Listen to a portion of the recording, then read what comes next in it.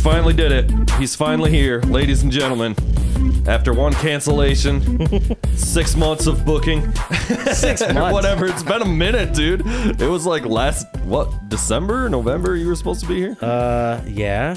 The snowstorm. Yeah, I know. We got, so. Although, if I'm being honest, I probably could have just done it. Manned up. Dude, it was pretty bad. But it wasn't, I know it was bad out here. It wasn't so bad out by me. Okay, it was shit here. Yeah, it was tough sledding this way for sure, dude. I would have felt kind of bad if something would have happened for maybe a day. Like if you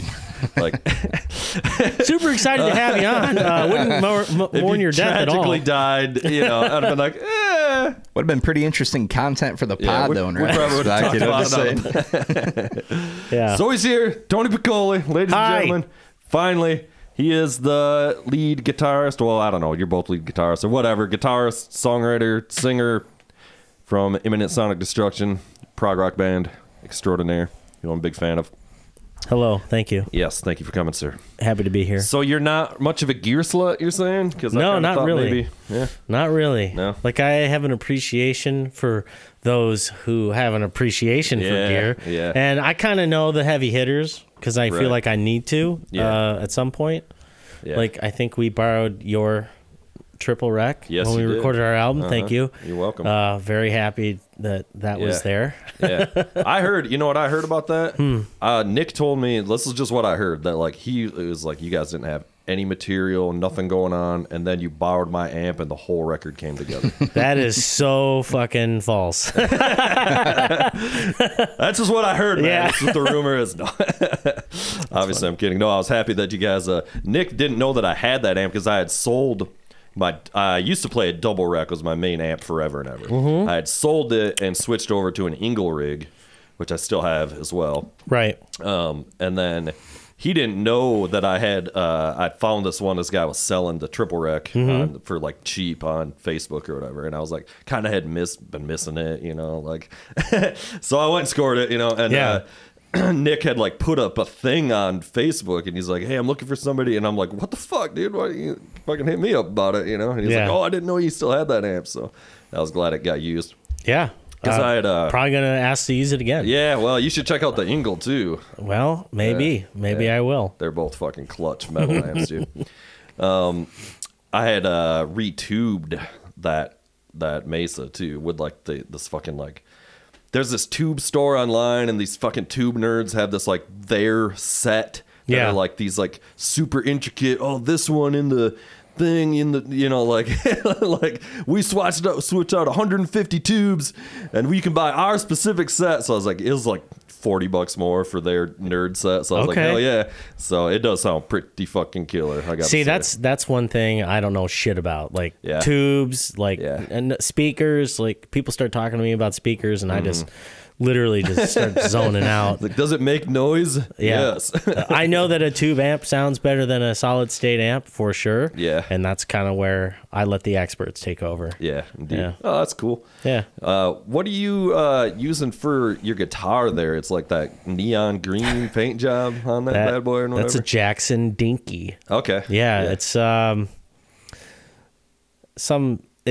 what it is, but I forgot what the specific model name is for it that describes its finish. But it's got the real Floyd Rose on it. Whereas I was playing an Ibanez Prestige, has the fake Floyd Rose on it. Whatever it is they use. Version of it. I don't know what it's called, and I've heard it's very reliable. Mine wasn't at all. Do you use the Floyd a lot? You like it?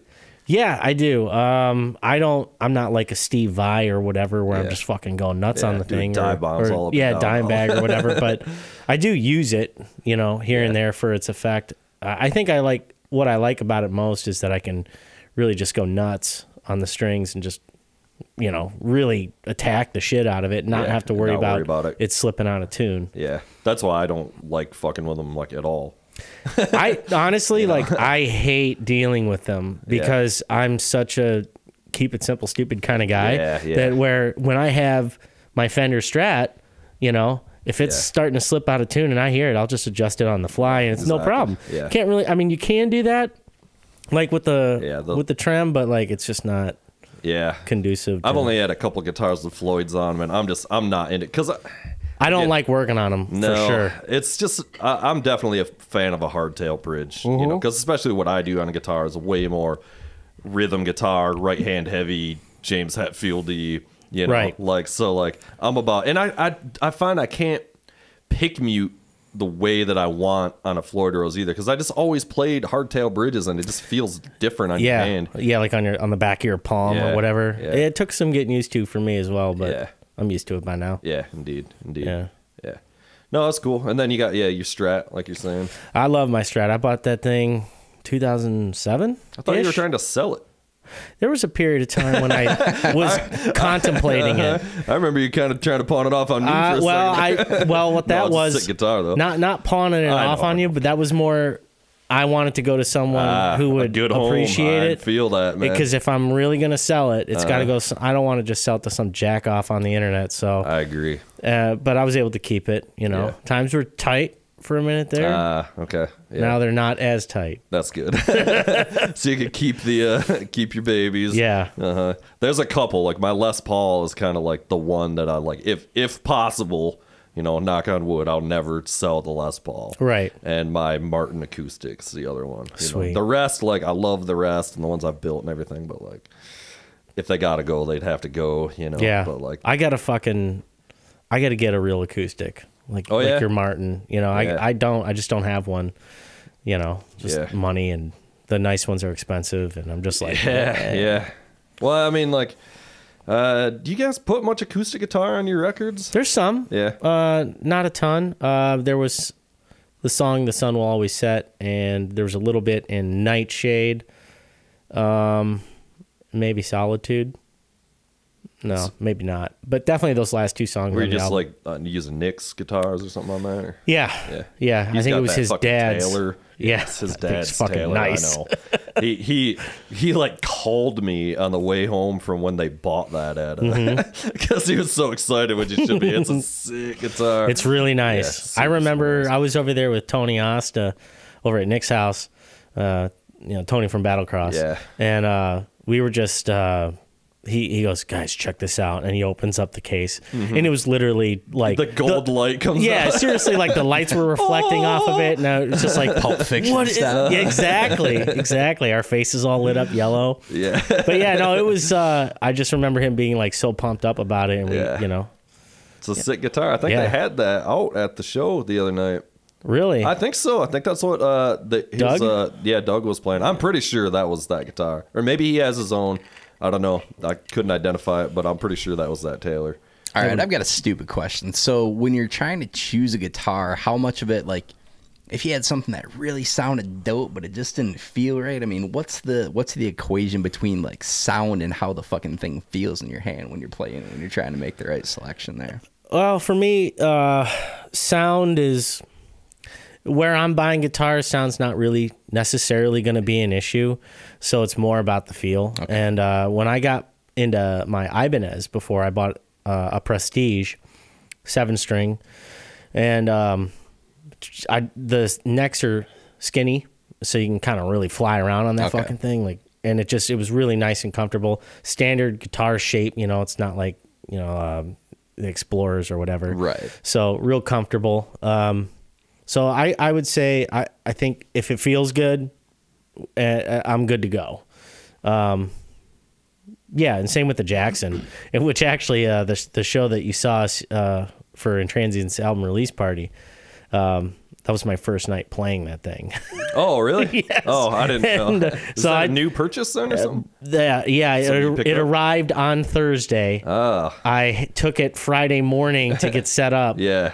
And then brought it with me to Grand Rapids. Like diving in feet first. Yeah. Now that's a kind of guitar where a trusted friend said, no, you're going to love this guitar. I know you love your Ibanez. You're going to love this guitar. Yeah. And it was just kind of like, again, super comfortable. Yeah. And that's really, I think, where it's at for me is how I decide which one I'm going for. Yeah, playability, I think, is kind of more important, because if you don't love to play it, then none of it matters, right? Yeah. And you can always like switch the pickups and like do shit to it to make it sound different or better for what you want or whatever. But yeah, if like, because I like a thinner neck too, so like I have a couple guitars that are like really nice guitars, but they're like fatter Gibson necks, and I just don't love to actually play it. Yeah, so.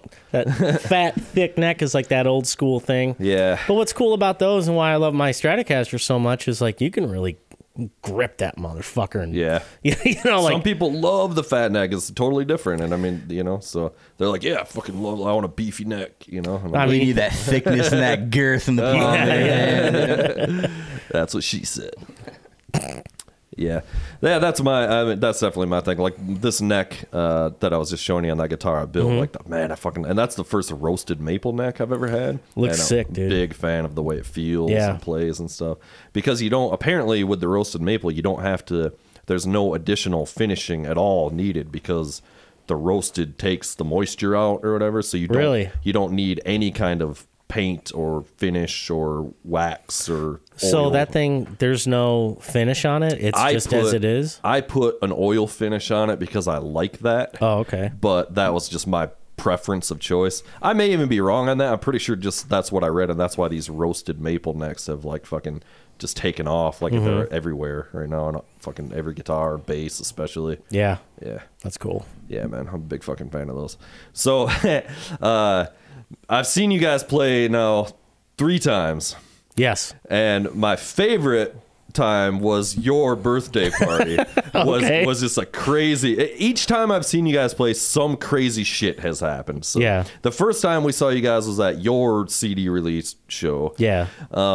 And thanks for coming to that. Yeah, man, it was great. Fucking, we had a blast. But like, I won't get super into it. But like, you remember how fucking hot and like fucked up it was in there? Insane. So hot and humid in there. Well, in mid-April. Yeah, it was kind of nuts. And, it was. Susan, my wife, she like passed out in the bathroom. And like, really? Somebody like called like the cops and shit were there and shit. It was really, like, dude, bro. That all happened? Yeah. Yeah. Did you have to like leave or whatever? Or she wake up? It was like it was toward the end. Yeah, she's still there. And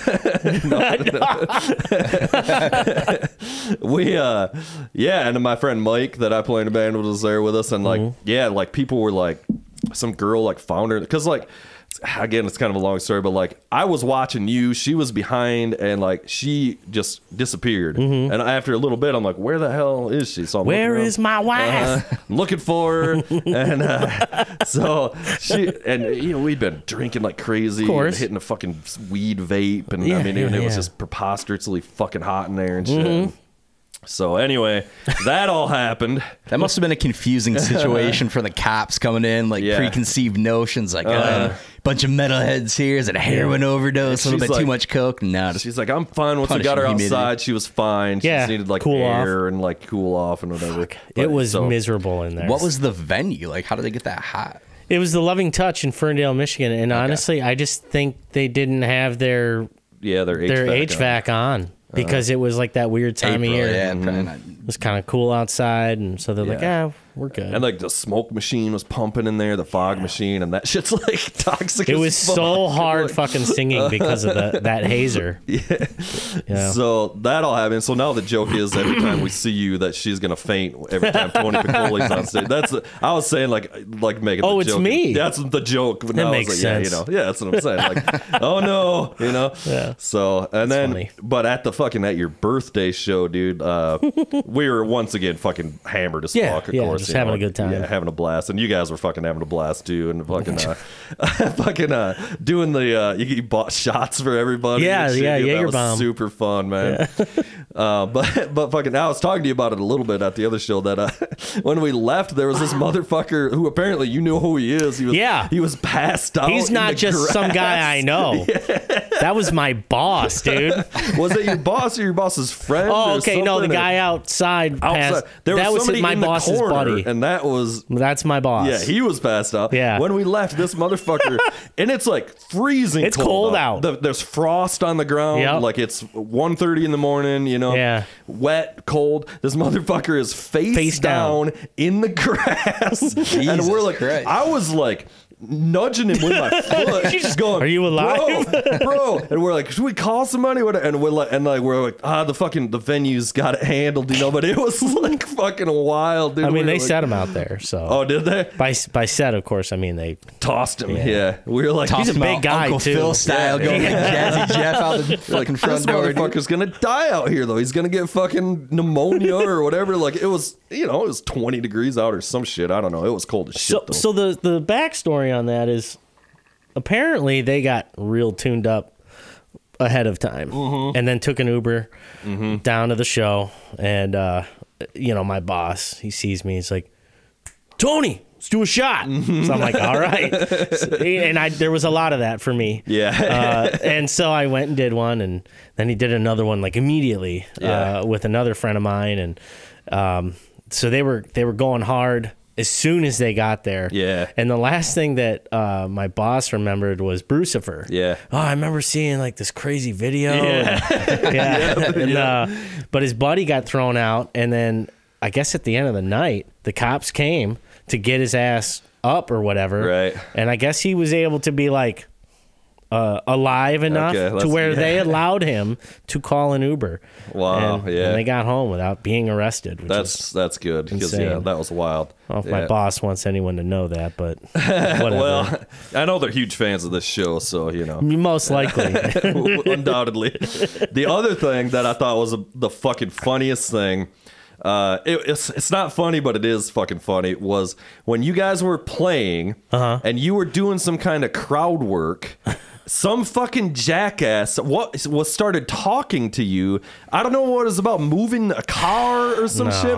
And you were like, "Bro, I'm not fucking worried about it." And I was about ready, because I was like right behind. I was about ready to grab that motherfucker and walk him out myself. Yeah. I'm like, "What are you doing right now, you fucking asshole? Like, this is not the time." Could the owner of the 2013 Impala please? Seriously. I kind of I think if that's what it was, like, "Hey, there's a car with its flashers on outside, or headlights are on."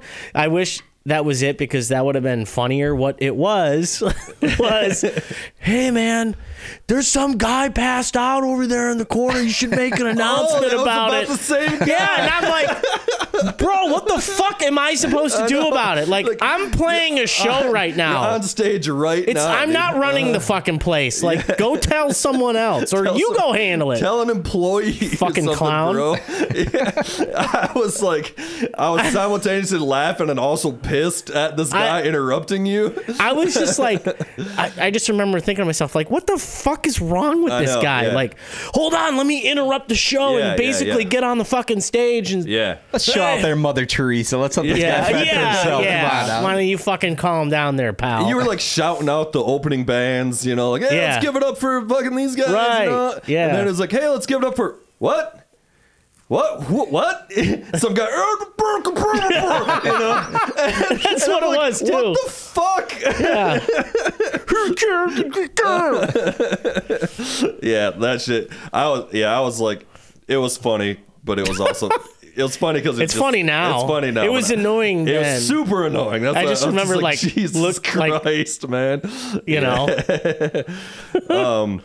Yeah, you guys played those cover songs. That was super fun. The fucking Metallica shit. Yeah, we butchered it. Yeah, a little bit. Who gives a fuck? That was the whole point. Fun, was to fucking have fun. It was crazy that we were playing a Metallica song in the first place, because with like the Strat too. Like, what tune were you guys covering? What song was it? It was Master of Puppets, and we did it. Fuck, I don't remember. I thought we did it. I think we did it standard, which was a mistake. But like Pat, it was the whole song too. I mean, that's a 9-minute track. Yeah. Like, Pat's not like a Metallica fan, and like he Lars, killed that song though. I thought. Well, don't ask him that. No, he did fuck up a part, but like who didn't? Yeah, but everybody was so hammered. Yeah. Why do you think I'm buying you these shots? Yeah, no, but like Pat messed up a part, I messed up a part, and Pete was singing it, and you know it's a little bit out of his range. Oh yeah, but you guys were having a blast though. I thought so. It was awesome. It was still a lot of fun. It was still awesome to do it. It's not like we were up there pissed that we fucked up. No, it was like, whatever. We just played a Metallica birthday party. song. You were having a fucking Yeah, I don't know. And for anyone that was like, "Oh wow, this prog metal band can't play a Metallica song," what a bunch of fucking pussies. Oh, whatever. No, you threw it guys can together suck in a like, dick. Like a week, I'm sure. Yeah, I mean, we worked on it. You know, we Yeah. did our homework, but it's just like we've never tried a Metallica song before, and it's way out of like what we normally do. Yeah. So whatever. 10 shots of Evan Williams deep probably didn't too much to Hell Matters before. And the Rush tune. Yeah, now that we fucking nailed. I know you were working on that solo. Yeah, you were like, I think I told this story that night about. Yeah, I know I did, but yeah, 10 years ago we played it, and I fucking absolutely just screwed that solo up. I mean, there's a part in it where there's a video of it online too, but like, so maybe I'll show it to you later. But yeah, I'm just like, go to hit this big note, and I'm off like by a full step, and like the guy on the video is like zoomed way in because he knows the song, and he's like, oh, here comes the solo, and like he zooms out a little bit, and my face is just like, pissed. And so yeah, we redid it, and Jamie sang it, and honestly, we fucking crushed it. It was awesome. yeah, that was fun, man. Yeah. It was all fun. I thought you guys were super fun that night. And that, like, the 3 times I saw you, to me, as you know, I'm kind of a fucking fan of your drummer. Yeah. That was, to me, the best I've seen him play. I've seen you guys play 3 times, and like, Yeah. I thought he was fucking just, I don't know, because he was loose and having fun. Most likely. He's just fucking on point. That Yeah. night, you know? Yeah, that was good shit, though. I mean, really, other than the Metallica song, we had a great night as Yeah, far as it was- the performance goes. Yeah. Like, you know, from a self-critiquing standpoint, but, you know, whatever. Yeah, it sounded good in there, too. I'd never been to that place. Yeah, Token's all right, man. Yeah. Well, you guys sound you guys sound better anyway because you just got the way you're setting up in those smaller places. It works with the, like, no stage volume Right. situation. Like the other bands, and it's fine, but they're so fucking loud. You know. See, it's just that's like, kind of like the main problem with the Token, though, Yeah. is that it's always loud. yeah. He's always. just cranking that shit. Yeah, so that's all right. Yeah. No, it was when I'm like, I'm glad I got fucking earplugs right now. You know. That's why we put them on the table. Yeah. On the merch table. Yeah, which is appreciated because I think I got them from you that night because I didn't Probably. actually bring any. Yeah. And for the low price of $4.99, people are actually able to use them. Yeah. Gotta buy a CD, bro. Fucking Token Save your sells ears. them. I think they sell them for like $1. A lot of places do. Yeah. Which I've fucking paid that stupid tax before, you know. Got to pay that $1. But their drinks were weak too there. Yeah. I love the Token. But yeah, their drinks are too fucking expensive. Yeah. Like, that's what they're known for around there. Oh, expensive weak drinks. Yeah. Now, I don't really get mixed drinks there too often. I just get beers or whatever. But Yeah, that probably would have been the move because I was putting them away and cans of I did get Foster's. fucked up. Yeah. Big old Foster's oil cans. Yeah, Yeah. Some money, baby. Yeah, they Double still sell fisting 'em. around in one of those. Brucifer was fucking great. You know, Yep. we talked. He came It was in, so that's why- awesome to see that live. Yeah, that was super fun. That was definitely a highlight. When I was talking to you about it before, I was like, "What? What is this?" You were like, "No, it's a drummer who plays on the video screen." I was like, "What?" No, that was fucking killer. Yeah, it's fun times, man. And then your show the other night, we were just talking to Nick about it. You know, it was their headlining show or whatever, and you guys played second of the 3 bands or however it went. Yep, right before them. That was fun too. I liked your guys' set that night. Yeah, it was a good mix. Yeah, it was a good mix because you didn't play the fucking ballad at the previous show, The Sun Will Always Set, and that's the fucking jam to me. You know, I'm a big fan of that song. Yeah. I was singing along. I was fucking hammered. And I was singing along, and I was telling my friend Josh Lenz, who was on last night, he was there at the show with us, and I was like, I know every word because I fucking watched the goddamn video, or, you know, like I made the thing, and you're sitting there with the lyrics over and over and over trying to time them. So I'm like, I still remember the words. Yeah, it was fun, man. Yeah. I had a great night that night. That was an awesome night. It was our first time playing Grand Rapids, which was awesome. Yeah.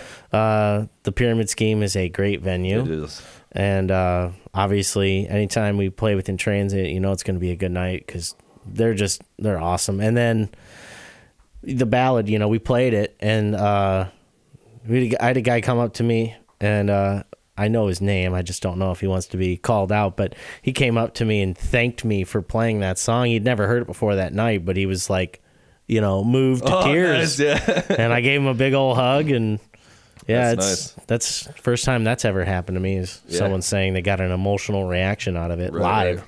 Well, I mean, my wife has fainted watching you play. So, That's true. Yeah. Yeah. The Bowd's a real panty dropper at a live show. You can't go wrong, dude. It's a game-winning formula every time. Yeah. I got fucking a little emotional with Nick's dad going up and playing, dude. That was really cool. So great. He's such a good dude. He doesn't know that I'm in competition with him for the best microphone collection, because that motherfucker's got some nice fucking pieces of gear. Yeah. That's Been a lifetime acquiring that stuff. I haven't talked to him in a couple years. Actually, I haven't been over there in a minute, but it was always like, you know, you son of a bitch, you fucking got these killer microphones.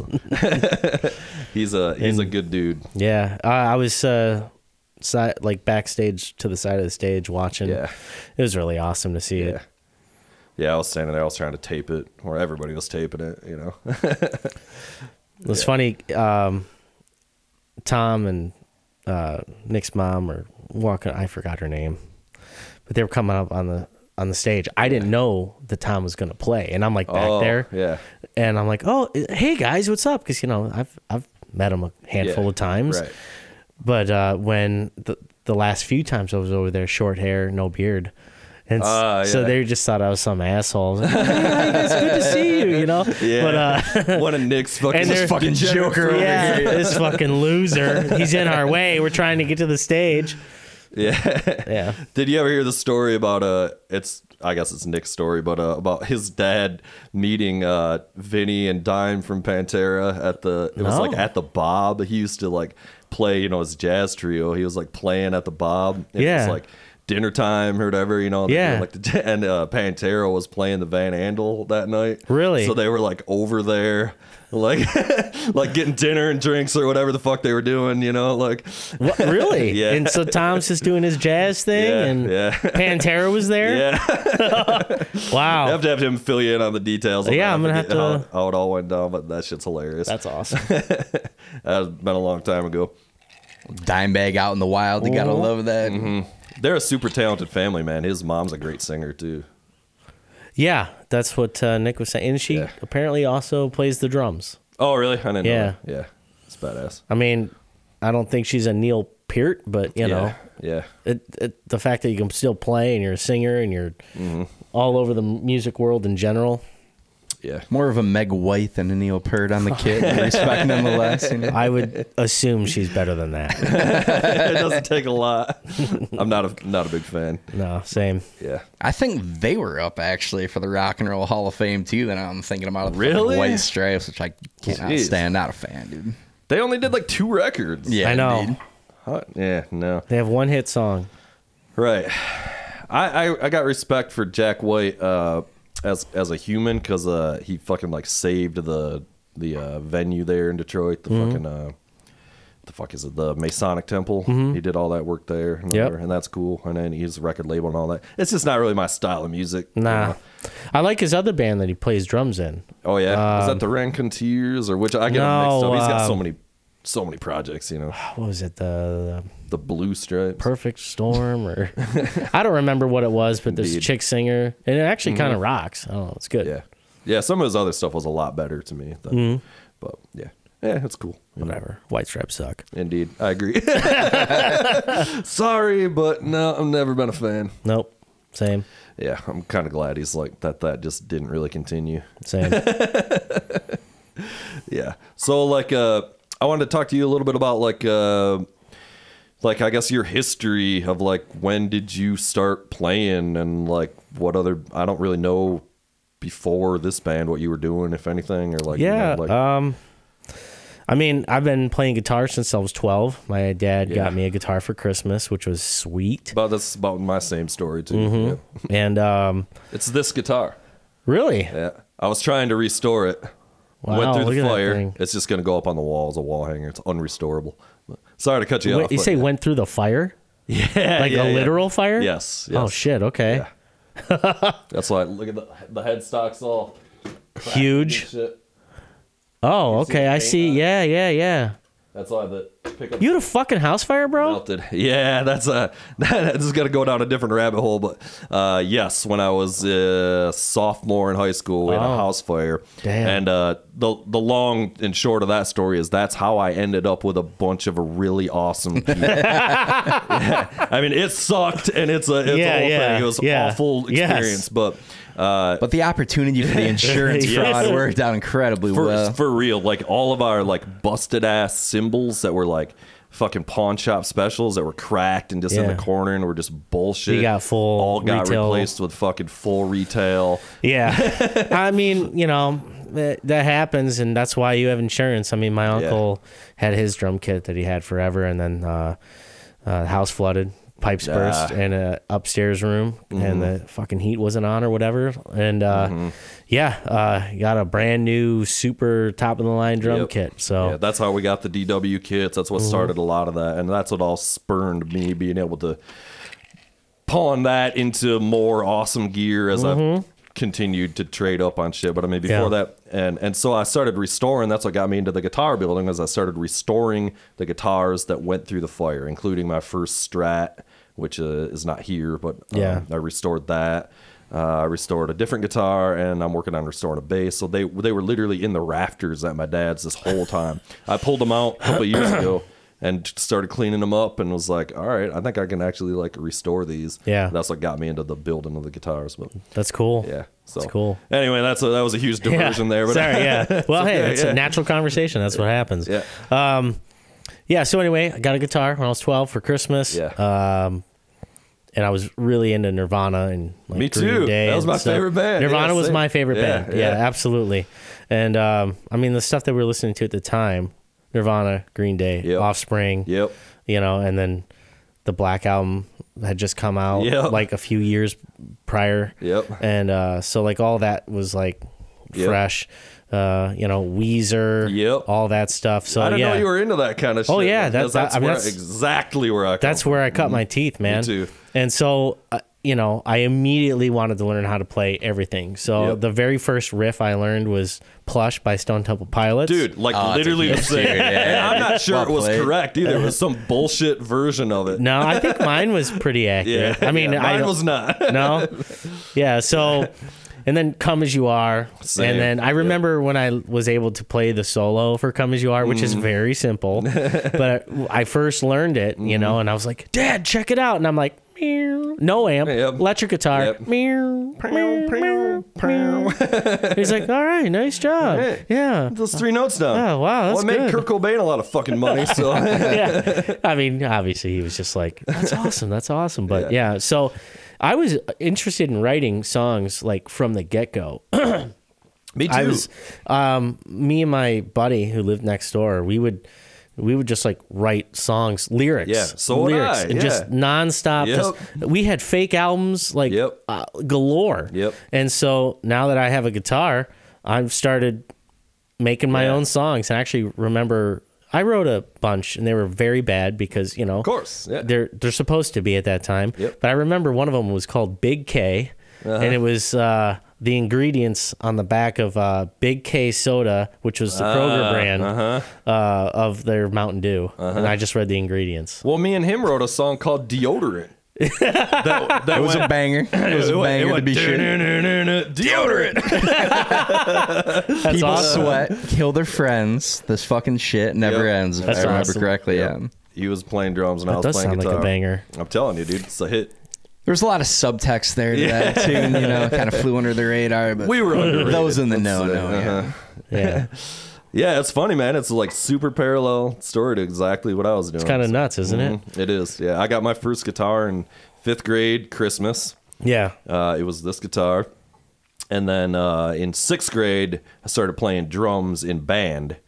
I started playing guitar because my brother was the drummer. So it was like, well, I'll play guitar then kind of thing. But then I started playing drums too at the same time. And I had him to teach me and band to teach me and stuff too. So it was kind of like parallel. Yeah. You know. That's cool. But writing songs in the 5th grade, like writing, I'd be on the playground writing songs, you know, like, and man, I wish I had. I'm sure they were retarded retarded, you know, like, but I was trying to it wasn't like the deodorant thing or whatever we're joking about. That was obviously, we knew we were being fucking stupid as fuck. Yeah. I didn't. We were like high in the back of the bus or whatever, we were, like writing that. That's funny. Yeah, man, it's just that's hilarious. The same bands. I saw Green Day like 6 times in Detroit. Yeah. You know, I still haven't seen them. Oh, really? Yeah. Because that era, like, I was lucky because I was able to go with my older brother and all his friends. So they were going. So, like, I had this kind of, like, my parents trusted that I wasn't going to die, you know, kind of thing. So I got to see a lot of shows really young. Yeah. And so, like, at that time, it was, like, Green Day and Weezer and No Doubt and Bush and all those bands. And they were all touring together. So it was, like, every show was, like, this is No Doubt and Green Day. This is Green Day and Weezer. This is Weezer and so it's just like they were all just packaged touring all the time. So we got to see all of them like a shitload of times. Man, that's awesome. Yeah. I wasn't really allowed or able to go to concerts yet. Actually, it wasn't until I moved to Arizona and I won tickets from 98 KUPD in Phoenix, Arizona. Yeah. I won tickets to see Gravity Kills. Oh, yeah. I like Gravity at Kills. the Gibson Cafe. Nice. And I went with my stepdad and I had a blast. Yeah. And I wasn't really a fan of them. I mean, they had that one hit song. Industrial rock, man. Yeah. And it was my first concert and it was fucking awesome. And I'll never forget that. What were you doing in Arizona? What was up with that? Long story short, parents got divorced. Mom moved out west. Okay. And I just wanted to go out west. Yeah. So that's like one part of the country I've never been to.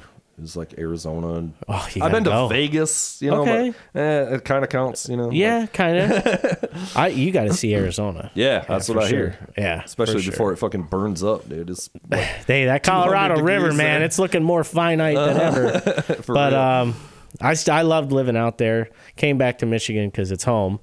All the family and stuff's here. Yeah. And then my mom and stepdad both moved back. Cool. They're in Bay City, so yeah. Anyway, so that actually when I was in Arizona is when I was in a band in middle school, but like it wasn't the drummer didn't know how to count 4. I didn't know that he didn't know how to count 4. You get your buddy, like we got our buddy Doverstein to play bass. He didn't know it. It was like we set a bass on him and he hit the low string, Exactly. And you're writing and you're writing really shitty songs. So were your parents like big into tunes, or did it just an interest that you had, friends? Or family? Yeah. I mean, when my dad was a teenager, he was playing guitar, but I mean, he wasn't. They didn't really like try. I mean, that was the 60s, so it was a completely different world. Yeah. But they didn't really go for it. They knew one guy who was like really talented guitar player, and he kind of went off and did something. But they were in a band with that guy for a minute. Other than that, I mean, I was just kind of raised on whatever they were listening to. But my uncle was a drummer, big time musician, big time influence on me. But that was it. Other than that, it was just what my friends were playing, and yeah. So the steps that I took was, I bet yours is about the same, was alternative rock to metal, like Metallica. Yep. Okay. Metallica was number 1. Still one of my favorite bands. Yep. Metallica was And number 1. I got the White Explorer. I listened to old records I made, and I'm like, I'm just doing a Hetfield, But then from there, moved into like Dream Theater. Yep. That was the logical step. It's the same. We're like the same fucking person is what I'm starting to discover. I'm better looking, of course. Yeah. But I mean, besides that, Yeah, I have a bigger schlong. So I mean, clearly. Not according to my wife, apparently, who passes out every time you're on. She doesn't know. She doesn't know. She knows. She's very faithful, dude. No, yeah. No, she's like zipping around up there. She's like, keep my name out your mouth. No, yeah, she's great. She loves music too. She's a bigger fucking prog rock fan than I am nowadays. Yeah, that's awesome. Yeah. But yeah, that was the fucking I knew it that was going to be like, and then into Dream Theater, and then from there, it's like then it goes out. The first time I heard Dream Theater, it was like I was maybe a little late to. I mean, I was still pretty young. I was in 7th grade or something. It was definitely Scenes from a Memory. Yeah, was like that came out, and like we caught wind of it and like got that CD. I remember playing it on my dad's sound system and sitting there listening to it, reading the lyrics, which like you don't do this anymore, which sucks. And just being blown away. I'd never heard anything like this in my, fucking 14 years on the planet or whatever. And just being like, what is this? Like, couldn't follow it, couldn't grasp how this was happening. And it was their 7th record by that point or something. But I was just not in the know on that. For me, I got into Dream Theater when they released Falling Into Infinity. Yeah. And it's a great record. Yeah, it is. I mean, amongst Dream Theater fans, it's not going to be ranked the highest, but it was my first one, and I loved it. And the reason why I bought it is because at the time I had a subscription to Guitar One magazine, and they transcribed Burning My Soul. And at the time I was learning whatever they transcribed. Same. But mine was Guitar World. Yeah, I mean, same idea. To. Yeah, I saw them in the bathroom. They're still in there. That's a hell of a way to figure out the lay of the land. It's like, hey, let me get down to some Petrucci at 14 years old. It was. I mean, it was a good way to discover new music too. I learned "Don't Fear the Reaper," and got in a Blue Oyster Cult because of that. I mean, I'm not like a big fan, but that's one example I can think of off the top of my head of something I learned just because they transcribed it. And actually, I remember that issue. It had Dimebag on the cover. Yeah, and "Burning My Soul" is what they transcribed, and so I was just I sought the music, listened to it. And I was like, whoa. Yeah. I remember the first song, New Millennium, which is now one of my favorite Dream Theater songs ever. Yeah, it's a good track. And I'm just like, I'm listening to it, and then I get to Burning My Soul, and I'm like, what is going on here? And then I realize, like, the guitar solo that they transcribed for Burning My Soul was the keyboard solo. Oh, they put it into guitar. Yeah, and I'm like, wait a minute, that's a freaking keyboard, dude? Yeah, because at the time I was like, keyboards are for gays. And and the gays are like, fuck yeah, they are. Yeah. And so that really opened up my world to music, and I was just like, wait a minute, this is fucking sweet. And so Falling to Infinity, and then from there, Liquid Tension Experiment, and then you start to get into the older albums. And my mind wasn't blown yet until I heard Metropolis Part 1, when I finally got into Images and Words, and I heard them play that instrumental section, and I just remember sitting there in my bedroom going like, what the fuck did I just hear? Like, what just happened? And I was just like, how? And apparently, back when that album came out, people heard that song because Pull Me Under was a big hit. And this is a story that Pete, my keyboardist, he's told me, and how many other people have thought this way. But when Images and Words came out, and everyone got familiar with it. All right, Metropolis, no way they can do this live. And then they go to see Dream Theater live. What song do they open with? Fucking Metropolis Part 1. Yeah, indeed. Say, actually, fuck you guys. We're here to destroy. Oh, yeah. Of course I could play that shit. Yeah. And so I was a big Dream Theater nut. And so by the time Scenes from a Memory came out, I already knew. Yeah. They were doing a slow release of the artwork on their website. Oh, okay. So their website was like the once in a lifetime album artwork. It was based on all that.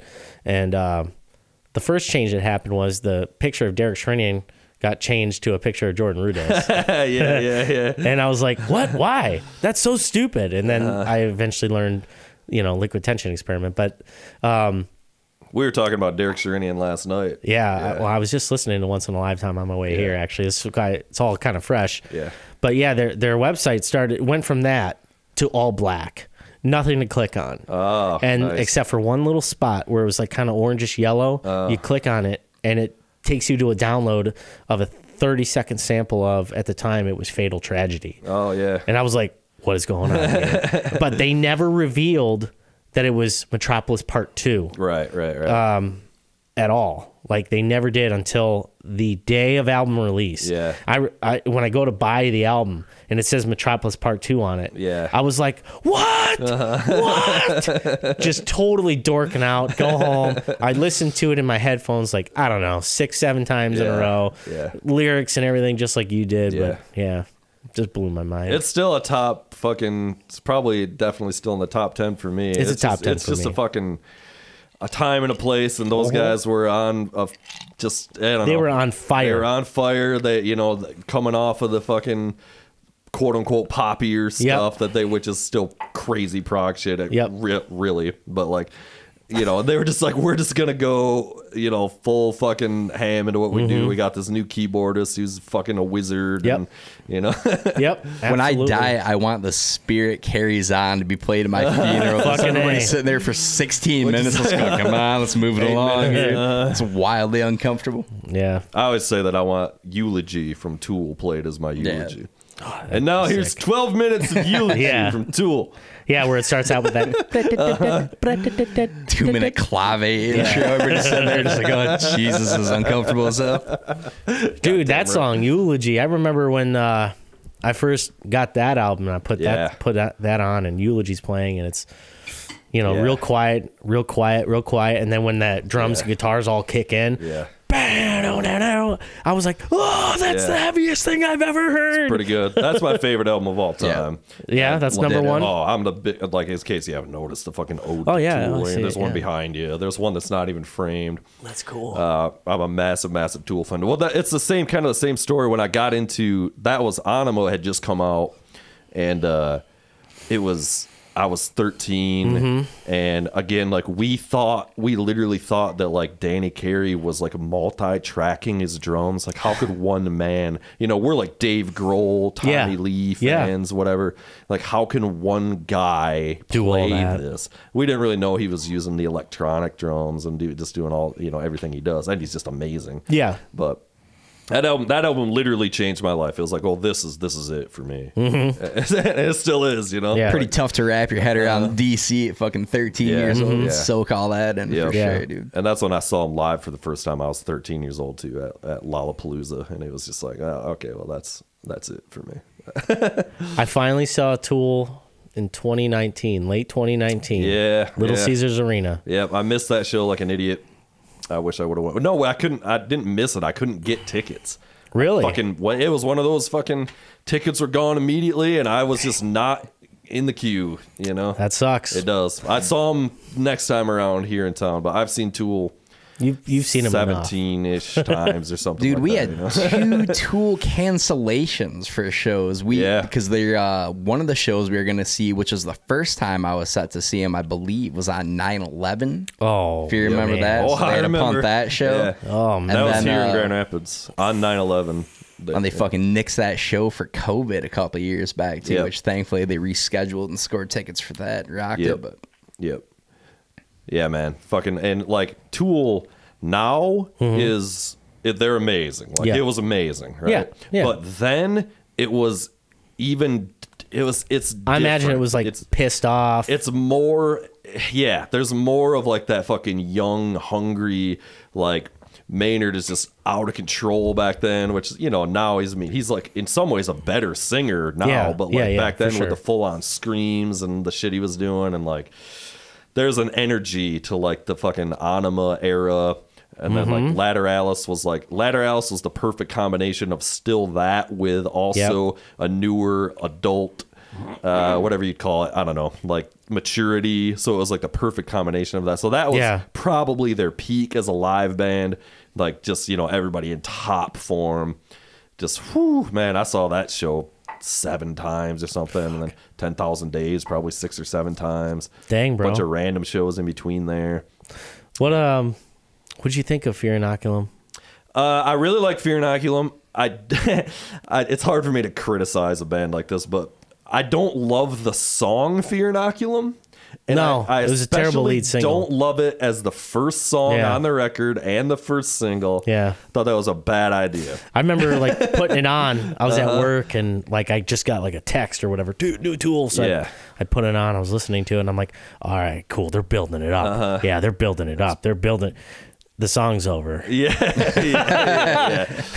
10 minutes go by. I mean, I like it now. You know, I like it for what it is, and it's a hand job that doesn't quite finish you off. Yeah, exactly. Giving you a blue balls. Yeah, I felt like they could have. Well, it's tough too because the anticipation for that record was so high because it had been so of the time that it can't ever be met. Yeah, and that's a problem with it taking that long.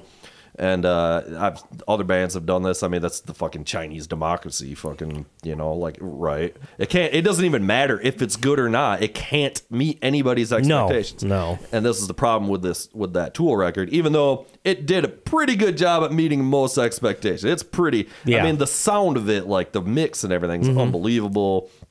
You know, there's great songs. I think Numa, the second song, might be the best song they've ever done. Yeah. So it's like this contrast of that, you know. I'm getting really bad at like remembering song titles. Oh, me too. What's the one? It's like about a soldier or whatever, and Warrior. Yeah, I don't know if that's a name. Yeah, too, but that's like the lyric. Anyway, that to me is the best song on that album. It's a good song. That's a fun huge song. track. Yeah. Yeah. If it's what I'm thinking of. It is. Yeah. That's a great song. And then like the last song, that Tempest song, it's fucking awesome, but then it kind of like, it honestly goes a little wanky toward, and it kind of doesn't ever come back around. And that was always something that Tool never did. They were always way more about, if they were going to go off somewhere, it always came back to the song, and then the song finished with like a big finish, and you know, the big endings they're known for and shit. And like this song, it just kind of like goes off the rails for a while, but then it never really comes back around. And I'm like, bring it back to that chorus. Like, I want to hear that chorus one more time. You know? I was going to say Tempest is like the closest to that, like older Tool. It is, because style-wise, it's literally some old riff that he'd had floating around for years. Oh, okay. Yeah. So well, then like that makes sense. Yeah, that main guitar riff that it opens with is just something that they'd been toying with for 30 years or something. There's some fury in that too, and it just kind of fucking rocks. It's badass. And I mean, it won a Grammy. Yeah. So I mean, it's not good. That album, the album won a Grammy? I think that song in particular won. Tempest? Yeah. Best rock. Tools won, I think, 4 Grammys. So, oh. Yeah. Was that the... Did they beat out Dream Theater? I hope so. Well, no, I don't know. Dream Theater has one now. Yeah, they have one now. Yeah, the latest record. Fucking trash. You don't like it? Oh yeah, the Alien. I like their new record. I think it's good. It's better than the Astonishing. Last couple. The Crappening. I think A View from the Top of the World is better than. I think that's the best one they've done since Mike Portnoy left. I disagree. Yeah? Yeah, the self-titled one. Okay. To me, that was the best one post Portnoy. Yeah, that was really good too. Yeah. I really liked the guitar tone on that album. I thought it was really great. Yeah. The Enemy Inside is just a phenomenal song. And I don't like Mike Mangini's drumming. But for that song, he does this drum fill where I swear to God he's playing like 128th notes. Yeah. Just yeah. Like, but I can't stand, like I was listening to a live album where he plays on it and I'm like, oh, he too robotic for you? Way too robotic. Yeah, he's like obviously he's insane. Like his talent is off the charts, but like he fucking sucks to listen to, like in a band. Okay. Yeah. I don't just other people share that opinion. Yeah. Yeah. I like him, but you know, yeah, I could see where that's a thing. I think he does hold the world record for the fastest, most notes in a minute. Yeah, I think I remember like which was the thing he was doing before even Dream Theater, right? When he was like teaching at Berkeley and all that or whatever he was doing, and they'd have like a drum pad that measures. You know, I actually have done that before at like marching band things back in the day. They had that set up, and you can fucking test how many notes you can play in a minute or whatever. And I think he has the world record, or at least he did. I mean, that would make sense. He is insane. Like his drumming ability is just crazy. There is a thing between technical ability and musicality, or just what you enjoy listening to. I mean, like that Portnoy flair, baby, that showmanship. Yeah, Mike Mangini should start wearing the Portnoy jersey like Portnoy used to wear back in the day. Portnoy, you can say what you say. I'm a huge fan, you know, but he's also a bit of a douchebag. He's a turd, but he fucking rules, man. You got to tip your cap to the guy. You know what? He fucking loves it. He fucking loves music and metal and bands. And I mean, he's a huge fan of other bands. And that's the thing that they removed from Dream Theater by not having like that outside looking in thing. Whereas now I feel like Dream Theater is more about, well, this is, what we're doing is the most important thing. And I don't know. It just hasn't really sounded fresh to me in a while. Yeah. I mean, but I guess any band that's going to be around for 30 some years or whatever, it's going to happen. He left. I mean, it wasn't really like the band's choice, you know? So it's like, it is what it is, you know, like you're going to fucking, and I think Mangini was a good, like, I'm sure you watched the documentary I watched and all that. it. And like, For me, he was definitely the best choice out of everybody in that Yeah. group. You know, I'm a huge Thomas Lang fan, but I wouldn't have maybe wanted him in that. I don't band. think he was right. I like Marco Minnerman. I didn't think he was right at all for Dream Theater. See, that was the guy. I was like, that's pick the Marco. one. And he's too wacky, dude. You know, like not for Dream Theater for me. Yeah, you know? and that's probably ultimately like why he did get chosen. Yeah. And Virgil just kind of sucked. Yeah, and he's great too. But he's amazing. Yeah. He's an amazing drummer. I've Yeah. seen him live with Planet X at the IROC in Detroit, a little club smaller than the Token. Nice. And Tony McAlpine and Derek Shrinian. It was fucking awesome. Yeah. He's insane. Like Virgil Donati's insane. But he's like playing in that traditional grip most of the time, and I'm just like, not for Dream Theater. No, you need a metal guy. Yeah, you know. To me, Mangini was the best call of all those guys they auditioned. I thought that was definitely the pick. So, and it is, it does. Dream Theater is an exercise in fucking technicality too. Absolutely. So like, there is that aspect of it. Or like, well, this guy's the fucking most technical motherfucker on the face of the earth. And you could make the argument, in fact fucking Nick was last night, that Derek Shrinian, it's the same argument. Nick's saying last night Shrinian's the best keyboardist Dream Theater had. It's the same argument. Yeah. It's like he's more musical, he's more like rock starry, he's more like like playing more like organ oriented kind of shit or whatever. I'm a huge fan of him. But you got Jordan Rudess. He's a literal wizard. Yep. Can do anything and everything. Did you see him recently? He just put out a video of him playing guitar. No. Rudess is a sick guitarist. Of course he is, and dude. he's playing guitar and keys at the same time in unison. Yeah, he's a monster. Obviously, and I think the old story goes that Kevin Moore suggested Jordan Rudess to replace him. But Jordan wasn't able to. Yes, I know that they wanted him at that time. They even played a couple shows with him. Yeah, he was under contract or with something else. He was doing the Dixie Dregs, I think is what he was doing. There you go. Yeah. But it's funny. Like, I'm not necessarily Team Shrinian in Dream Theater. No, you don't have to be. I'm Kevin Moore all the way. Oh, really? Yeah. To me, his lyrics and his approach. That's true. That would have. Dream Theater would have been a wildly different band had he stayed. Yeah. Same thing with if Cliff Burton was still in Metallica. You wonder. They would have been a pretty different band, I think, because he would have been really anti. Well, you don't know because he could have matured too, but as they all did. But theoretically, I mean, he was by far the most anti-establishment, punk rock aspect of that group at the time. So would they have become the stadium juggernauts that they did? Probably. You just don't know. I mean, at that time, right? Weren't they blowing Ozzy off the stage? Yeah, opening for him. There's a pretty good amount of momentum going for him by then. There was for sure. Would have crushed regardless, but yeah, I'm sure they would have been okay. But you get what I'm saying. When they turned more polished. Even at the Black album and stuff, you think he would have been nah, fuck that, get this Bob Rock guy out of here. Or, even going into Load, which I fucking love. I'm a huge Load fan. Dude, Same. Those records are badass to me. Yeah. And I don't know. I still dig that pre-fucking Black Album. I'm kind of one of those douches. I'll admit it. I'll raise my hand. Black Album's choice, but at the same time, it's a little too polished. Give me that garage feel, baby. Give me that master. Give me that fucking Injustice. Little Ride the Lightning. Those albums are great. I mean, they're obviously great. I don't love Ride the Lightning. No? I never have. Or funny. Kill Them All. Yeah. Well, they're fine. I understand that. Yeah. I get it, but I like them. Yeah, I like them. I'm not saying I hate them or anything, Yeah. but to me, it's when it's Master of Puppets. That's Master of Puppets is my favorite. They were Metallica fucking album. 17 or when they were making Kill 'Em All and stuff or whatever, 18 or 19. It's you can't expect it to be. Right. You need a couple records in. Yeah. And now they're making great shit. But what do you think of the new Metallica? You catching that at all? Big fan of the Lux Eterna. Yeah, it's a great song. The second song, which I don't remember what it's called. Suicide, some screaming. Screaming Suicide. Just made me want to put on Load. And that's what I did. Made you want to commit a screaming suicide. Unfortunately. Something like that. I like it. Yeah, and actually I was just having this conversation with my buddy Kevin last night about these two songs. He's like, dude, the second song, the Screaming Suicide or whatever it's called, he's like, it'd be better if it were slower. And yeah. because I guess like you take if you take a song like Sad But True and speed it up, it would be shitty. Yeah, so he's like the opposite.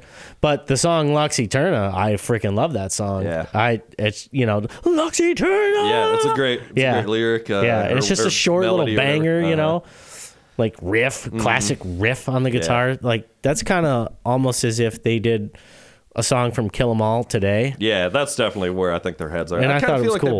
their heads have been in that direction for a minute now, like bringing it back. Oh yeah, like, since Death Magnetic. Yeah. Which I think sucks. Do you? We were talking about it last night. It's definitely polarizing. It's just a bad mix, dude.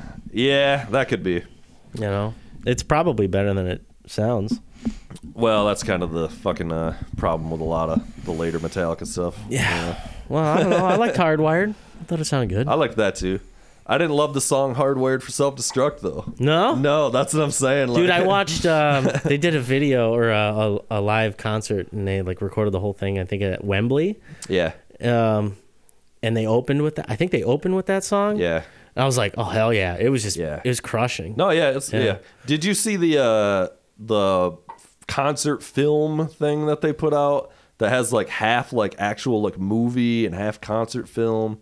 I don't think so. Just came out maybe 2018, 2019, something like that. I did not. They put a bunch of money into it. It was like a theatrical release and shit. Did it have something to do with their second symphony thing? No, it wasn't that. This was like a standalone like concert film. Like you know the fucking are you familiar with The Song Remains the Same Zeppelin concert film thing where it's like it's concert film but then there's like film video shit happening, like documentary type shit? Not even that, even like weird like movie, like weird imagery of like filmmaking. I never watched it, but I knew what it was. You should get all fucked up and watch some songs. Should get all fucked up? Yeah, don't watch it sober. That's no good. You're not gonna have a good time. That way I won't notice all their wrong notes. Yeah. So this was basically Metallica's version of this, and it was their full on stadium show, but then it was also like they hired like some legit filmmaker. I mean, it's like real cinema cameras and stuff to like make like the story of this kid that had to like it's literally some crazy story of like the kid's like a roadie at the show and he gets sent on some fucking mission and all this shit happens to him. It's actually pretty cool. Yeah, I liked it. Again, it didn't really, I think it kind of bombed on him, but like I never even heard of it. Well, yeah. Check it out though. I liked it. Yeah. And the concert footage is fucking huge. I mean, it's shot like top tier professional. I mean, you can YouTube that Wembley show. I watched the whole thing. It was like 2.5 hours long or whatever. Right. They put out like all their shit on YouTube now. They drop whole concerts constantly. Yeah, good. Which is cool. Yeah. They're just like, fuck Napster bad.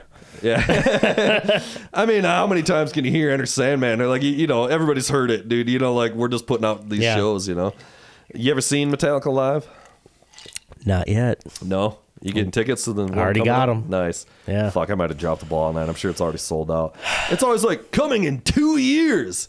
Metallica. I mean, literally, it was a year away when we got the tickets. So yeah, I might have to look into it. And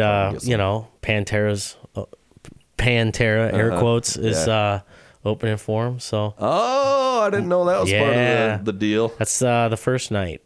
Okay. It's like it's a weird 2-night tour thing. Yeah. Right? So the first night I think is, I don't remember the first band, but it's one band, Pantera, Metallica. The second night is like Ice Nine Kills, Five Finger Death Punch, and then Metallica. Oh no. So I will be getting absolutely hammered in the atrium while those two bands are playing. And then I'll go grinding through the punishing opening acts. And then I'll go and check out Metallica. So is that the one you got? Or wait, do you get to go to both shows or do you have to choose? From my understanding, I'm going to both. Oh. I thought the tickets you get is for both. Whoa. Okay. I didn't know that was the deal. Yeah. Shit.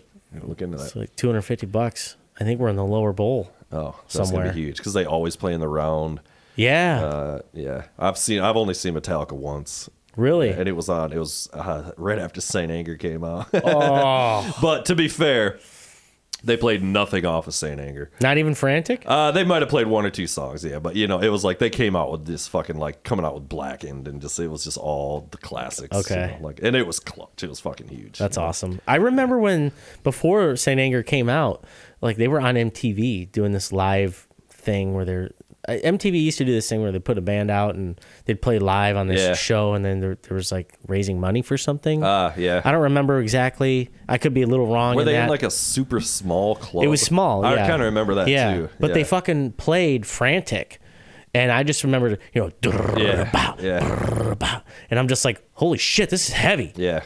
This is the new stuff. Yeah. Holy shit, you know. Yeah. And then like the album came out, and it was just like, woof. It just sounds so bad. It's so bad. Yeah. I mean, everyone knows that. It's that point has been beaten to death. But yeah, we can beat it a little more. Yeah, but but if you're able to get past it, there's some bangers. That's on what that I thing. said. We were talking about it just last night, actually, because I'm a sort of a fucking apologist on that album too, where I think that there's some really great songs on that album. I always say the second half of the album is better than the first half of the album too. And then like you just have to get past that goddamn snare drum sound mostly. You know? Usually it's like when the ear fatigue kicks in, that's when the snare sounds better. I think they dialed back. If you listen to the whole album, I think like the second half of the album, it's a little less of that crazy snare. Sorry. Like they dialed it back a little more or something. And I could be full of shit on that, or just sounds change as the album is being made. The mic's moved, and you know, it's a different week, a different setup or whatever. Who knows? It's probably exactly what happened. Yeah, different snare drum, different fucking whatever. And like it still is like that, but it's definitely a little less like that fucking. I think it's that second song. It was like the first single that came out. That one in particular is like some kind of monster. Is that what it is? I don't even remember. Yeah, yeah, it rings for like ever. I heard that shit in my car on the radio, and I was driving here through town, and it came on, and I was like, "What the fuck is this Metallica? Like, what is?" You know, I'm like, "This can't be." You know, it was. Yeah, it was. It is. Yeah. All right, let's get another drink. All right. So you said you wanted to start talking about religion and politics. From definitely. Here on out. Yeah, so that's what the rest of the show is gonna be. All right, cool. Dude, did you guys see this thing though? This dance or fucking actor from Dances with Wolves, Kevin Nathan Costner? Chasing Horse. Have you seen this guy? No. So he was one of the Indian Native American dudes from Dances with Wolves. This cat just got busted. He apparently was doing like, he had this whole polygamous thing going on in Las Vegas. My name is Nathan Crushes Ass. Yeah. He's like, how can I get so much ass? Oh, I know. Goes by Nathan Blown a lot these days. But no, this dude had 5 wives. He was like prepping them for police to come in and shit. So he's training them up with like all kinds of assault rifles and stuff. Yeah, classic. Suicide pills, saying like if they come here and you can't get the job done, fucking off. He got yourselves. David Koresh's. He got Koresh. Yeah, dude. He's taking a page out of the Mormon playbook, bro. Going Latter-day Saints. But apparently for like 20 years he's been doing this fucked up shit, and he got this reputation as like a medicine man. Indeed, so he's going all over the Northwest and doing this crazy shit, dude. Police ended up raiding his home. They found memory cards with videos of like sexual assaults and stuff. Oh, Jesus. He was letting people pay money, like hostile style, to come in and just like do all kinds of fucked up shit, dude. They found 41 pounds of weed, psilocybin mushrooms, all sorts of guns and shit. Yeah. Jeez, dude. Wow. Pretty out of control. Had this whole cult called the Circle. Oh, I mean, what else are you going to call it, dude? Yeah, if you're going to be a medicine man, you got to. You gotta really just lean into it, I guess. I know. Jeez, dude. I mean, if you're going to be a polygamist, you got to go all in. There's no half measures. Honestly, when you said he had 5 wives, my first initial thought was only 5. Well played. Do you guys ever catch that Big Love show back in the day with Bill Paxton? It was an HBO show in the early 2000s. I didn't have God damn, I love that It's about, he's a Mormon or whatever. Yeah, Latter-day Saint type thing, same type of deal, but polygamy is all outlawed, so he's got these houses next to one another. He's like stashing that's how they and do it, man. It's killer, man. Love me some Setting Bill up Paxton. franchises. Pour one out, Bill Paxton, baby. Big Love. Oh, yeah, he has passed away, isn't he? I did not know that. Tragic. Yeah, indeed. Jeez. Fucking Mitt Romney. We can talk about politics. Yeah. He's a fucking Mormon. His whole family's in like they're all in Mexico and shit. Where like Really? polygamy is like not so frowned upon or whatever. Yeah. They probably just don't give a shit. Yeah. Well, He never owned up to that though, right? Like he was fighting No, that tooth and no. nail, from what I understand. But it His seems family, like it man. was pretty It's a well thing, confirmed. dude. Yeah. He has Michigan ties too, doesn't he? Maybe. I don't know. I don't actually know a lot about the guy. Yeah. But, I mean, I just know he's a weirdo. Yeah, some kind of something or other in Michigan. he's definitely Mormon. You know? good looking man. Great head of hair on that son of a bitch. The coiffed of hair. Dude. Well, Setting up coiffed wives hair. all over the fucking Yeah, place, dude. dude. Setting up fucking franchises, like I'm saying. You got a hairline like that, dude. You need multiple. That's a line from Fight Club. Oh, okay. Great movie. It is a great movie. That's probably my favorite movie. Yeah? Like, yeah. What do you That's think? number one? Yeah, it's a tie. I've talked about this ad nauseum a little bit, but it's a tie between Fight Club and the first Lord of the Rings movie, which are very different movies. Totally different styles. yeah. Mine is The Big Lebowski. Okay, Always that's will a good. be. Yeah, Yeah. That's a Clutch flick. easy pick too for a number one for sure. That's a great Yeah. fucking movie. I got The Dude Abides magnet on my fridge as That's we speak awesome. right now. It's prime time, man. That's awesome. I made a coffee mug. I can make custom coffee mugs, and it says, "This mug really tied the room together." And it's got the dude on it. That's awesome. Yeah. It's a good mug. What other kind of movies you like? Like you got like a genre you like? You or is it know, just kinda- I'm not a horror movie guy for No? sure. Oh, No, okay. nope. Now, like, I don't care if bands sing about that stuff. Like, to me, I think that's all. That's what a lot of metal is. You And know, like, which I find yeah, to be cheesy. Well, most of you the know, time, but, yeah. black metal is. Yeah. You know, they'll actually follow through. But, but no, not a horror movie guy. I don't like being scared. Just don't like it. Don't like jump scenes. Don't need to see all the gory stuff either. And that and actually I've seen this movie several times since then. But Living Dead, right? Or Evil Dead. Oh yeah, Evil Dead. Yeah. Great movie. Actually, I think it's great. You know, but when I was like 5 or whatever, it scared the shit out of me. And I just remember like not being able to sleep because I was afraid of getting attacked by a zombie or whatever. Yeah. And I had this irrational like safety mechanism. Like, no, they're not going to come and get me because Godzilla would stop them first. Well, he would. Yeah, I totally would. So yeah, that was my thinking then. But ever since then, This was like last year. Or something. yeah, last year. That was back in the good old days, though, when bad movies were just bad movies. I think, like, once people found out that, like, oh, it's super kitsch and, you know, cheesy to have these fucking movies, they started making intentionally piss poor horror movies like that to capitalize on that type of shit. Right. It's got, yeah. But yeah, so not a horror movie guy. Definitely like a comedy dude. I just like to, you know, enjoy it. Yeah. Or I like a movie like Fight Club. You know, I like something a little twisty. Yeah, a little something- weird. Yeah. What are your go-to comedy flicks? Big Lebowski, obviously. Yeah, Big Lebowski for sure. Obviously, Ace Ventura. Yeah, I love man. Ace Ventura, man. I mean, there was a time in my life where I watched that like almost every day. I was younger. You know, I saw that in the theater opening day, dude. that's I had wild to to me. beg Was my it awesome? mom to take me.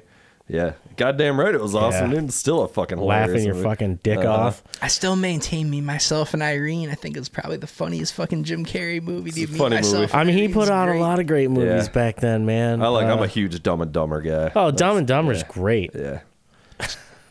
It's a fucking hilarious movie. Oh, Samsonite. I was way off. There's so many, and that was Yeah, there's to a me, lot of like, lines. I watched that movie a million times Mm-hmm. too, of course, you know. So like that was, yeah, I've seen it Yeah. so many fucking times. It's so funny. Could you bring yourself to watch a Dumb and Dumber? Did either one of you guys catch that? Is that so? Is that the prequel? Because there's Yeah, was that the one where they they had like the two younger guys? guys. or Yeah, something. yeah. No, fuck no. Now- Could not do it. Jim Carrey and what's his nuts? Jeff Daniels. Jeff Daniels. They did another one, yeah, right? Dumb and Dumber 2, Yeah, or right. whatever it was. Yeah, Yeah, no, I couldn't watch the one with the younger guys. I feel like Me Dumb either. and Dumber 2 Oh, is unless- not great either. Dumb and Dumber from 2 was recollection. terrible, Yeah. dude. Yeah. Well, I went and saw it in the theater as well. They That's another sh- one. The expectations are so high. yeah. You know, you Like, what are you can't- gonna do? what You are already gonna did do? it. I know exactly. So- it was just bad. And I understand like trying to like do a prequel, Yeah. but they just blew it. They sucked so bad. was terrible. Well, I mean, I don't know because I didn't see it, but I know people that did. No, it's a safe assumption. Yeah, so but dude. I think the only way I would watch that now is if like we're here right now and it's on TV and we're just talking And we can about talk how shit fucking about it. bad it is. Yeah. Dude, it's Mystery Science Theater, the Yep, shit yep. out of that thing Yeah. for sure. Which is what we did for the Leprechaun 5 or whatever. That was the Halloween special on the show. I maintain that was a legitimately great flick. It was a great movie. Loved every second of that. Leprechaun 5, Lep in the Hood. If ever you want to see an Starring actor in his Ice-T. prime, look no further than Ice-T and It's when Lep 5, Lep in the Hood. They started making the Leprechaun movies became like legitimate comedies around like Leprechaun 4 because they knew it was so terrible. They started making them actually like comedies. Funny, And so it's starring Ice-T and a bunch of fucking like no name, and it's the Leprechaun in the Hood. And you got to go back and watch it. You got to watch us talking shit about it on this show. Okay, Last I Halloween. should actually. I should do that. Nick was there. it's a wildly entertaining flick. It is just fucking good. funny. Just Anchorman is another one Okay. that comes to mind movie. immediately. Yeah. Just so stupid. Yeah. You know? It took me a minute to get on board with that one. Did that it? was another one I think it just got so overhyped. And It everybody's was. like, dude, I agree. it's the funny. It had hangover syndrome. Same thing. You're like, if I Yeah, had just yeah. seen Hangover, probably would have been great. And I ended up liking it. It's fine. Expectations, But man. dude, everybody's like, it's the best movie that's See, ever I been didn't. made. I didn't have any expectations. I was actually. That's why you love it. That's what I'm saying. When you have too high expectations. I went to see it in the theater. Yeah. On a date.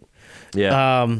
With this girl, and I was laughing so fucking hard at in the theater, like uncontrollable tears, and I mean it was funny. Yeah. And we're walking out. She's like, "Wow, you really thought that movie was funny, huh?" It's definitely more of a guy movie. For sure. I was that way, dude. The one that caught me off guard, me and Andy Inglot snuck into There's Something About Mary. And Oh, man. that was one of the a hardest great I've movie. ever laughed because we didn't, like we were 14 or whatever, and like we did not expect it to be so fucking funny. And Matt Dillon in fucking Yeah, Something About yeah. Mary That's is the guys an that- all-time character, dude. It's so goddamn funny. that's Jesus the Christ. same guys that made Dumb and Dumber, and that's the Farley brothers. Farrelly whatever, right? brothers, Farrelly yeah. brothers. Was Yeah. it? Yeah. I did not know that. Yeah. And what was the one you were just saying? Your favorite Jim Carrey movie? Me, Myself, and Yeah, Irene. that's them Yep, too. yep. Yeah. Yeah, Farrelly brothers are fucking funny. Yeah, and I think they Kingpin, also right? did a. Oh, Kingpin's one Kingpin? of my favorite Yeah. comedies. I still haven't fucking seen Oh, it, bro. Oh, you gotta watch yeah. Kingpin, It's right man. up here. If you love, if based on what you're talking about, Yeah. you'll love that movie. It's fucking great. Sleeper kick-ass movie from those guys, which I always had a soft spot for, was Stuck on You. Have you ever seen Stuck on You? It's No. kind of silly. It's kind of dumb, as you would expect Who's those in guys. that? But so it's Greg Kinnear and Matt Damon as conjoined twins. And that's the whole shtick. Even just the setup, It's like pretty great. it's just yeah. a pitch right there. They go into the Can studio. you imagine going up to the big Hollywood producer? All right, Greg Kinnear, Matt Damon, stuck together. And then Matt Damon like buying Blank off on check, it. Yeah, bro. it's Blank check. Make it. well, Damon Matt coming Damon's off a pretty Goodwill hot shit. Hunting. Yeah. I'm in. I'm Yeah. in. Sign me up, bro. It's pretty awesome. They're working in this burger place. They got this whole tandem fuck. Oh man, It's good God material. damn. Matt Yeah. Damon wants to go off and be an actor, so they're trying to cut Oh, everything that's off funny. half screen. It's endless entertainment. Greg Kinnear's a little bit underrated, honestly. He's a funny motherfucker. Kinnear's funny. He's choice. Yeah.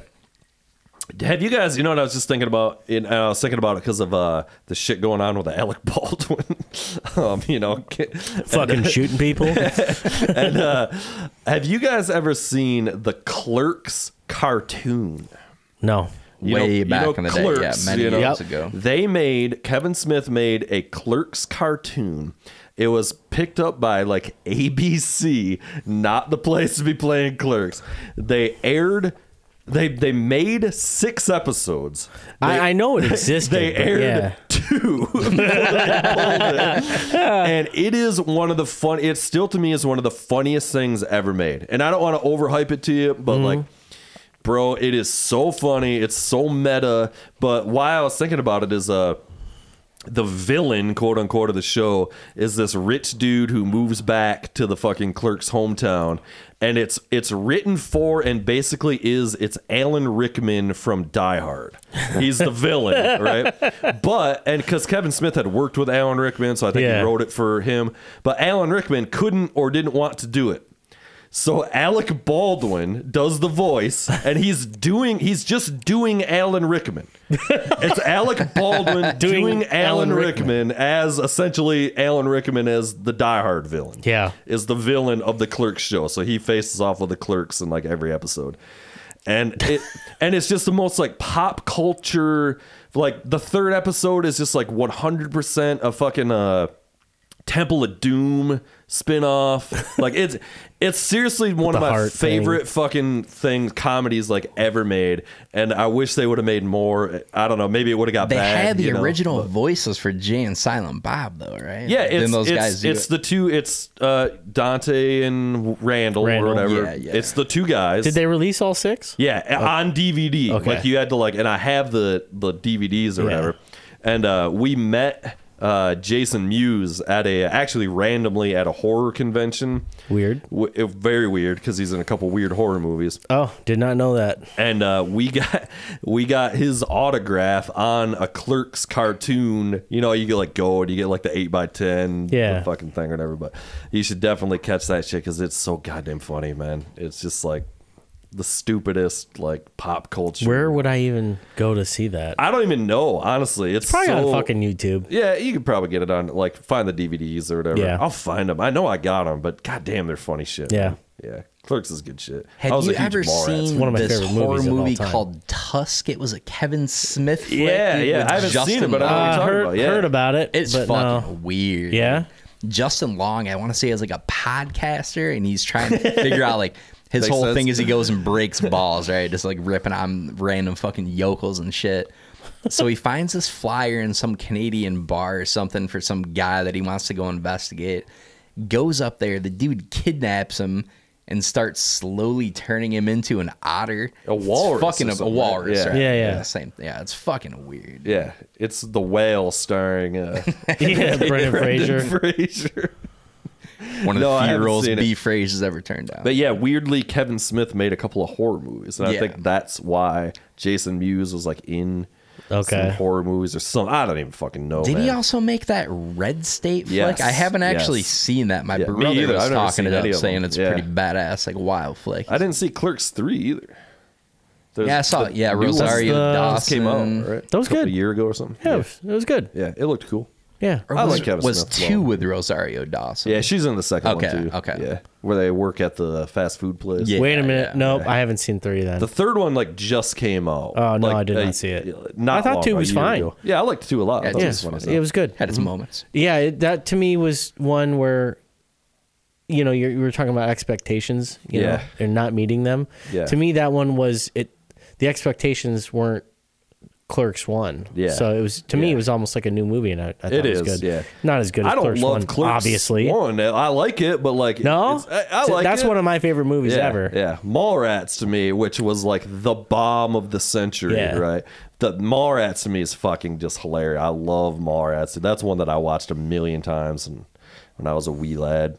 That was definitely a teenage classic. Yeah. See, you know, I liken Clerks to what I was doing at the time. I was working fucking retail. Yeah. And I did that for a long time. Yeah. So Clerks was always like right there. You got to see just like if you work in a fucking office and you're watching Office Space. And that's me. Yeah. So like another great movie. Yeah. I always tell people like you don't even understand how accurate Office Space is. Like even to this day. Yeah. Like the technology's dated and shit like that, but I'm like it's still the same. It is exactly the same. Everyone still has fucking printer problems. Yep. And I still joke about. I'm like you've never seen them where they pull the printer out and fucking beat it to death, dude. Like you have no idea it's how the accurate best shit. It is. Yeah. The funniest low-key scene in that is when that dude's driving, I think right in the beginning of the flick. He's blasting that Gangstar song. And he's just word for word keeping up. Casually rolls the window up as the black he guy's walks up, he's like selling roses or whatever. Yeah. And he just slowly turns the music down. But he still is like, damn, it feels good to be a gangster. Yeah. It's so good. It's a great song. It is a great song, actually. Yeah, it's a fucking badass song. It's a badass movie. Mike Judge is a genius. I think. Yeah. Did you see any of the new Beavis and Butthead Man, this has been a continuing Been theme. talking on about Has it? this over many I apologize. episodes. I need to fucking go back and listen. But Sore spot. are It's a sore huge. spot. It's a old sore school spot? because we haven't seen the new Beavis and Butthead movie because neither one of us has Paramount. yeah, And it was I don't have it released either. on That's why I Paramount. haven't seen it. Yeah. Same with the episodes. Yeah. I haven't seen it because Same thing with Yep. South Park, dude. South Park put out fucking a Bunch of movie or movies and multiple shit, yeah. movies. What at this fucking point on there, new paywall are they episodes. behind? They've been like between like HBO and Paramount. I can't even keep up, dude. They're Like, on I don't- Paramount yeah, for that they're new Paramount shit. now. Yeah, It's like, HBO what the fuck? picked up Hey, the let's get Comedy rid of Central cable. That stuff, way but- we don't have to pay all these bills. Yeah. Hey, let's sign up for 10 fucking streaming it's the services. same fucking price. But And at I'm just some like, point, I you got to can't. tap. Yeah, exactly. tapped I'm out, dude. literally Yep. paying now more I pay for than when I had YouTube. fucking just cable. Dude. I bailed on cable. It's like, oh, I got to get Hulu, got to get Netflix. No, Yeah, see, fucking I bastards. just won't do it. I pay for YouTube and I pay for what's the other one? Netflix or no, HBO. I just dumped Netflix, Amazon. Oh, okay. But yeah. see, I'm a big fan. If you're gonna pay for the streaming service, it comes with something else. So like YouTube, yeah, you get Prime. you Right. pay for Amazon Prime, YouTube, yeah. you get no ads, and then you also get YouTube Music. Oh, so that's where, yeah. Yeah, that's and then good. but at the time I signed up, it was called YouTube Red, and you got Yes. Google Music. Yeah. Now it's all YouTube. I signed up for YouTube Red, but I thought it was something completely different. No, I that's was wildly disappointed yeah, when all no, I got that's- was fucking old, old episodes of MASH.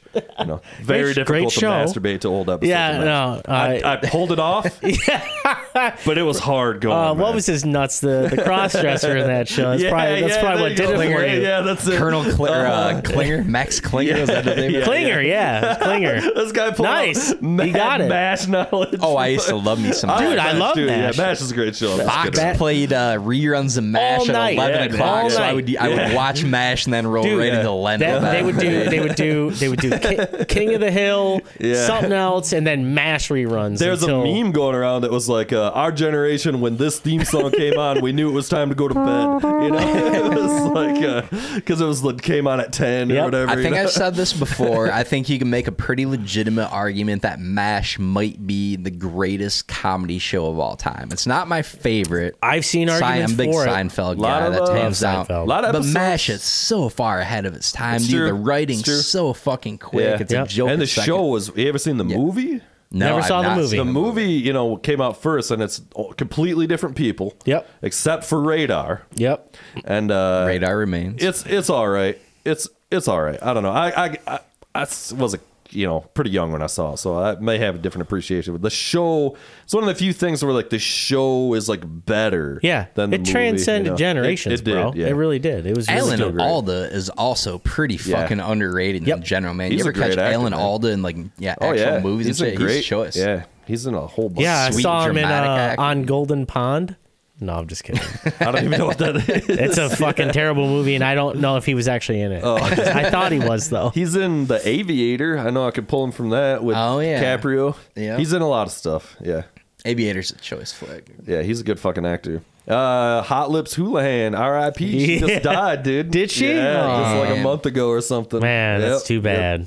Yeah, that was my grandpa's favorite show. He was a World War II vet, and he would watch MASH. MASH was just his fucking jam, dude. That's cool. Yeah, and then the theme song, which a lot of people don't know, has words to it, and it's Yes. a real song. It's called Yes. "Suicide Is Painless." I did not it's know. a fucking pretty goddamn dark song. I did not and know they that. turned it into just the instrumental for the show. But like the real song, is like from Yeah. the movie and whatever. Like they're like, yeah, this is not going to be the words to this. They're like, Because suicide is painless. It brings on many changes, and it'll take all evening if we try, or something like that. It's pretty fucked up, man. That's a dark. It's about surgeons in wartime. It's a pretty fucked up show when you really think about it. Oh, yeah. I mean, that's kind of like part of what made MASH so great was because, it's a comedy. Yeah. But like, they also would take time to remind you that Yeah. actually we're in the middle of a war Yeah. and we're dealing with some shit. A lot of drama. Yeah. Lot of What are the drama in original MASH, too, yeah. dramedies, It is man, a when we dramedy, think yeah. about it, really, Yep. And it's about how you have to cope with all this fucked upness with comedy. Yeah. Basically, is like that's really what that show is about. I just want to sidebar real quick. This old fashions go down real smooth. Yeah, you liking that? Yeah, That old fashioned mix, that gets a big nice. thumbs up. Yeah, It's super. I'm in. Once you broke out the fucking pipe fitting players, we had to have this motherfucker come in with plumbing tools. We've been struggling this thing for 2 days straight now, listen, trying to fucking manhandle this. I'm gonna find a way to get to my old fashioned. Nothing will stop me from making this drink. Yeah, that was gifted to us by shout out to Brandon, our realtor. Who was Shout out, Brandon. Thanks, Brandon. Good booze / you know. He did okay off this whole transaction. I'm sure he did. I'm sure he did. Fucker. My realtor bought me when I bought my house, he got me like a thing from Omaha Steaks. A bunch of burgers and a couple of steaks. Yeah. I'm not a big fan of Omaha Steaks. No, I think, honestly... It's a lot of packaging. Yeah. A lot of packaging, not that much meat. Yep. No. He might end up hearing this one day. My realtor, Josh, he's the fucking man. Yeah. Shout out to Josh. I'll always use him for my realty transactions. But, you know, maybe up the... That I'm going to say. He asked me, you know, let's move it up to that quarter cow next time. No, you know what he asked me? He goes, so, like, you know, like, I want to get you something, man, for your house. Like, what do you want? I was like, Home Depot gift card, because I bought a piece of shit house. And he's like, all right, yeah, cool. And then, like, Omaha steak show up at my house. I'm like, all right, I mean, you know, thank you for the steaks. They are good. He regifted that shit for sure, bro. No question about it. Came with like a chintzy knife set. It's a good idea, though. It's a thoughtful gift. No, I especially good. I mean, it sounds like I'm being an asshole. No, we're just kidding. But yeah. So why is that bad? That seems like a pretty kick-ass idea. Is it the meat quality steaks, or what's the deal? The meat quality is okay. They're small. It's you're just paying for a whole lot of packaging, bro. It's coming in this big thing. Yep. Dry ice. Everything's packaged in individual plastic fucking. Then there's these, you know, it's a silver dollar size fucking steak, and it's like, okay. It was a really good silver dollar size steak. Like the quality's good, but like, man, you can just go up to the goddamn store and get a better steak. Yeah, for sure. I do. Yeah. You like some steaks, yeah? Dude, I'm a big steak guy. Yeah. What's your cut? What's your steak cut of choice? Ribeye for sure. Dude. I mean, obviously everyone enjoys a fillet, but a big ribeye guy. I'm a ribeye. Oh, I like ribeye. Picanha is something I've learned about because of various YouTube. Oh, I don't know what that is. Guys, it's like I forgot where on the cow it comes from. Not that it fucking matters, know, bro. You don't want to know. But it's just as like tender as a fucking fillet, but like as flavorful as a ribeye. Okay, nice. Never heard of that. I'll have to get down. Go to a Brazilian steakhouse; they'll have them. Oh, I'd love the Brazilian steakhouse. Dude, that's fun, right? Had like the scariest medical episode of the last decade. I fucking overate at a Brazilian steakhouse, and like that night, I'm like, apparently this is like it's a real problem. But like I was having trouble breathing because like it was I ate too much. This fucking idiot. I think I threw my back out once from overeating. It was on a cruise. Which was we ate at this fucking they will allow it. As a Japanese what's the thing with the guys that flipped hibachi. It was hibachi, and it was like high end on this cruise, right? And we go and we do the thing, and I'd fucking just ate ridiculous, and I'm drunk, and you're like, keep it coming, bro. We're walking back, and we're walking up to a room, and all of a sudden, because I'd been like the mattress is terrible and everything, my back, and it was like my upper back, like just started like spasming, like it was crazy, and like it was a very serious problem. And we went up to the room, we're freaking out and everything, and then fucking we eventually had to like call the sick bay, and they took me down in a wheelchair because they wouldn't let me walk. You know, even I could have walked, you know, but like it was bad though. Yeah, but like they gotta be seeing that shit on the regular. Just like, Jim, we got another one here. This is a semi work related trip, so my boss is there, and we run into him and his girlfriend on the way. They're like, what the fuck? I'm like in a wheelchair. They haul me down to the sick bay. Fucking put a shot of a steroid shot in my ass. So I'm bent over the table. This like Filipino nurse is fucking giving me the steroid shot. She's like looking at you, looking at your junk, like, you want me to? Yeah. You get a happy ending at the Naturally, yeah. And then we had an excursion plan the next day, and it was my birthday. And we were going to go climb this motherfucking pyramid, the Mayan pyramid thing, and couldn't do it. So like we had to go like get a refund for the tickets. It was one of the biggest shit shows of my life. We ended up going swimming, and the swimming actually like helped because it like stretches you out or whatever. Yeah. But yeah. Is there any more grotesque of an American display than I threw my back out overeating steak, dude? It's that dominant fucking meal. In fairness, when you're going that all inclusive, you're gonna get every goddamn red cent that you owed for that for sure. Now I've experienced the cruise feasting. Oh yeah. Yeah, I went on one of those. Actually, Mike Portnoy's cruise. Oh the yeah. Cruise. What do you call it? Prog Nation at Sea. I think they called it. And yeah, so the food is for the most part included. And well, that was fine. I didn't overeat, but I had a $500 drinking tab. Yeah, that's easy. That's easy to do on That's a cruise. tough pill to swallow. It was incredible. Had a blast. Yeah. Would totally do that again. Yeah, I want to go on one of those rock and roll cruises, man. They just got fucking killer bands playing and shit. Coheed's always playing and shit. Yeah, I mean, all the bands. But I think the thing is, though, I don't think I could ever go on a regular cruise. I think going on the music cruise ruined regular cruises for me, because you hear about how they're so like, well, the food is only available from this time to this time, and it's like things are regimented, whereas this was like the whole ship's open, here's the concert schedule, right? And I don't know. Well, it was great being amongst like musicians and I bet everybody there was. Oh yeah, It's tough to go from Portnoy to Burt Baccarat on a standard exactly. cruise there. I remember Transatlantic was playing. Nice. So very glad I got to see them. But John Anderson was there. Oh, cool. That's from Yes. fun, man. And they played like The Revealing Science of God from Tales of the Topographic Ocean. Wow. And I just remember like at a quiet point in the song, I screamed, and there's video of this out there on the internet. I screamed, I go, I love you, John Anderson, hammered out of my mind. And he, like you could definitely hear me. Mm-hmm. And he just kind of like waves, and people cheered, and I don't know. That was like one of my favorite moments. That was many. me yelling at you like that at your birthday party. Yeah, well, Yeah, it was a good time. It was. Yeah, man. Fucking. I really want to go on one of those fucking rock band cruises. You got to do it. I know. Cruise to the edge, I think. Yeah. Unless you're more of a metal guy, then go on that 70,000 tons. Nah, I'm really not a metal guy. I never really have been. There's only certain metal, and like I don't love most American metal, especially. And I'm a big Swedish metal guy. Me too. I mean, that's where all of my fucking heart lies. What do you think of the new Catatonia? We've been talking about this. So. Oh, that's not a good start. No, honestly, no. You know what it is. You know what it. Okay, that's a big sigh. I just never got into them. Really? Not because like I didn't want to, not because I don't think they're good or anything. That happens. It just I never went down that road. Right, and I do own one album,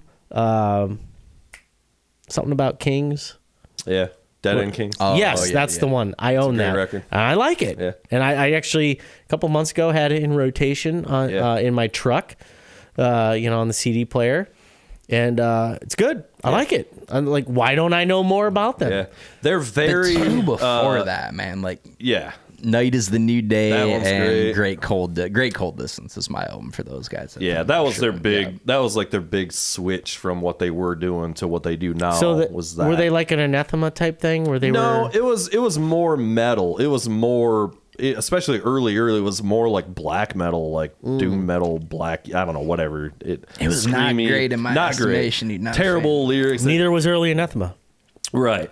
They made this switch to like what they do now. It's like this like goth metal, but it's I don't even know how to describe it. It's proggy, short, concise songs, killer riffs, great production, a lot of electronics and keyboards and shit. Yeah, I like it.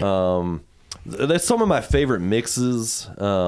it's those Catatonia records, but they very much do what they do. Every record, I couldn't even tell you what half of the songs even are, like the names, and none of that. You know, it's very much like, here's 4 minutes of awesomeness, and like, you know, like. But I'm a huge fan. So, what do you think of the new album? I love their new album. I think it's okay. I love everything they've done. Like the last 5 or 6 records. What's the general consensus? I love the new record. I think everybody loves it. I think it's the best thing they've done in. Is there a a different drummer? They've had a new drummer for like 2 albums now. Okay, and it is a major upgrade. That was always a bit of and it was fine on the records because they would edit the piss out of it. But you know, I mean, it's very produced. You know, like which I'm a fan of, like really polished production. Right. The new drummer, like I saw Catatonia. We actually played with Catatonia in Detroit way back in the day, and Holloway. Yeah, and it was at Blondie's. Nice. Yeah, the one in the hood or the one on 4th Street? Yeah, it was like the new Blondies. Okay, so that wasn't the hood. The old Blondies used to be this was really hood. No. So. No, I promise you. Maybe I'm wrong then, but I mean, it was It's near the Ambassador hood. Bridge, right, on 4th Street? Yes. You had to go up a couple levels? Yes. Yeah. That was it. Yeah. That was the new Blondies. Yes. That place was awesome. Yeah. That area... Fine. Where the old blonde... No. I'm telling you this as someone who knows the lay of the land. Yeah. Where Blondies used to be was like... Oh, man. I'm going to mess up the streets, but it was like near 7 Mile and I want to say Evergreen or something. It was in the hood. Yeah. And like, it wasn't safe. Like like Harpo's. Yeah. You don't leave... They had like gates and barbed wire and shit, so you pull in, and that was the old Blondies. Okay, no, I guess it wasn't that. So yeah, what?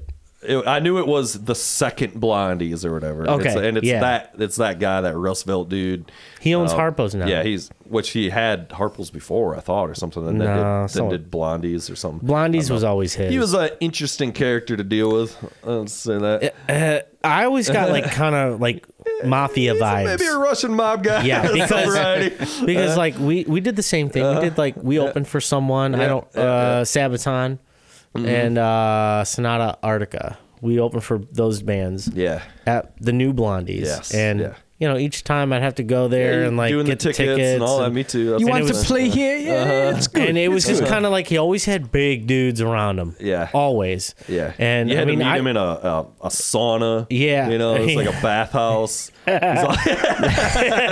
He's all tattooed. But like, you know, he was fine to deal with. But like, you know, there was always a sketchy nature. Due to your question of where we want to bring this podcast, that's my personal answer: is Russian bodyguard level of fucking dudes at the door, flanking both sides of the door when you come in. It's like, maybe we could start doing it in a sauna. Yeah, there you go. In the Russian bathhouse. There you go. That's the move right there. You sit on the concrete bench and everybody's wearing a towel. Yeah.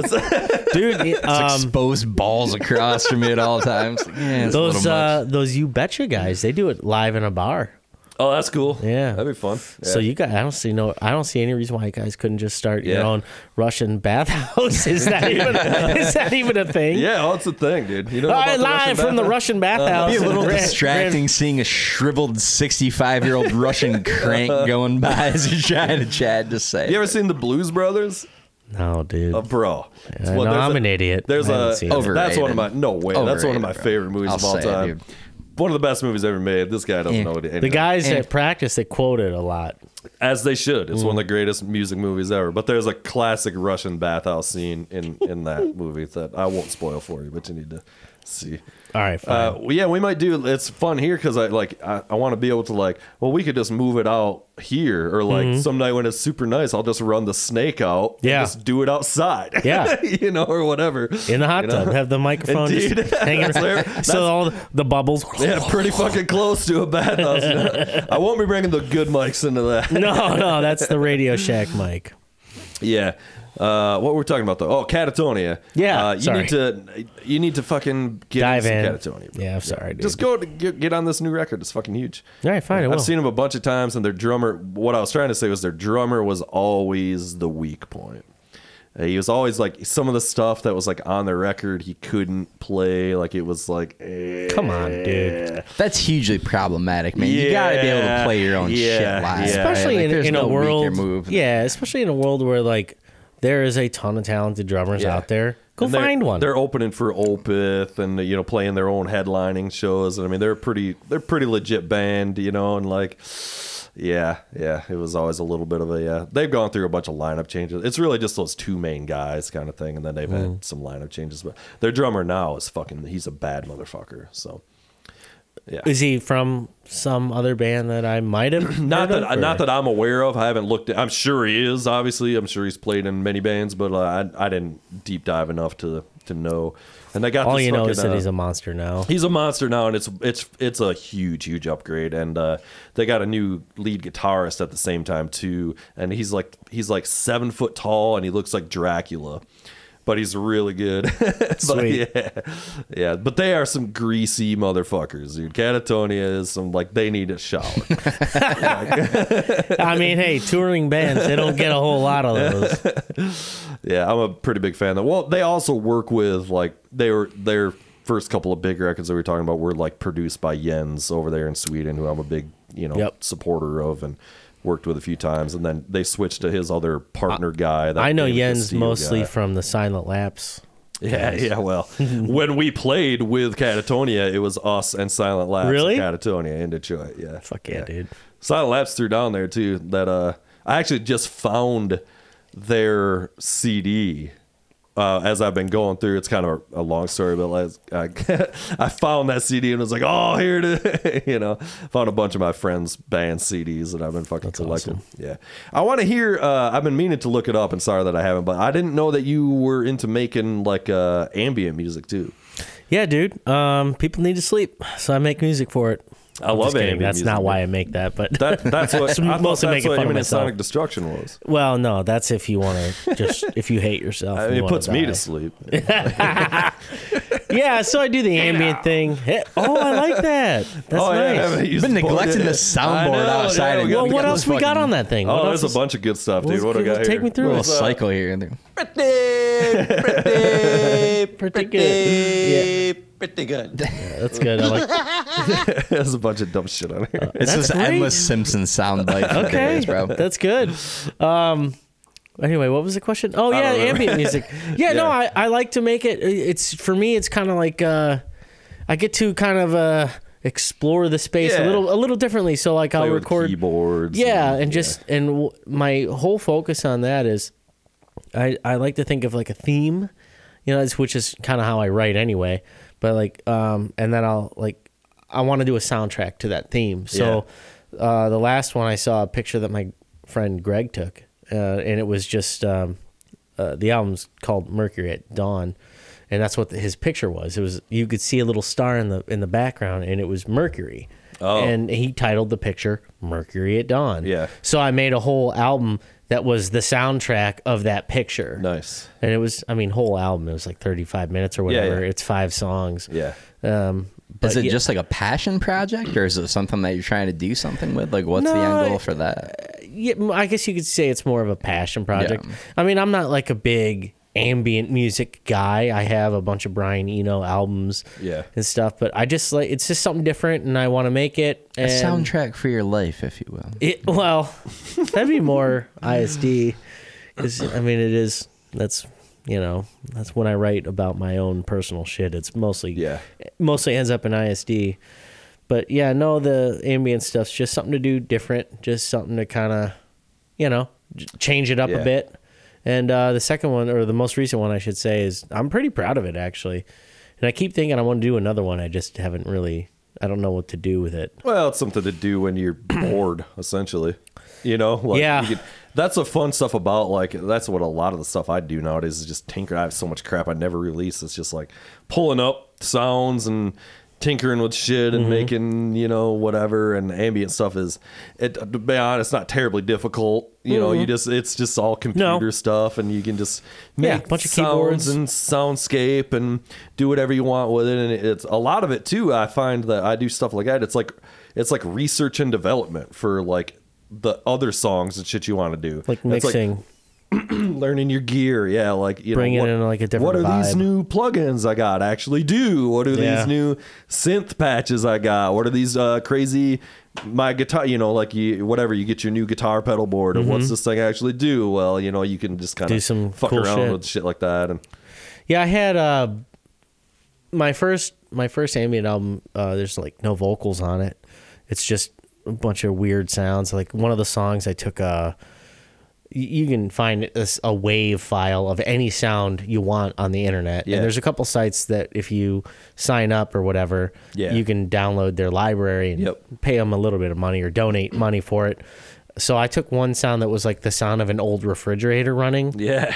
And then like I added sounds Reverb. to that and in various instruments, and it turned into a whole thing. And whereas the second one was I actually had a couple of songs that had vocals on them. When I say vocals, I don't mean like a verse and a chorus and another verse, but more just like there's going to be vocals right here. That's it.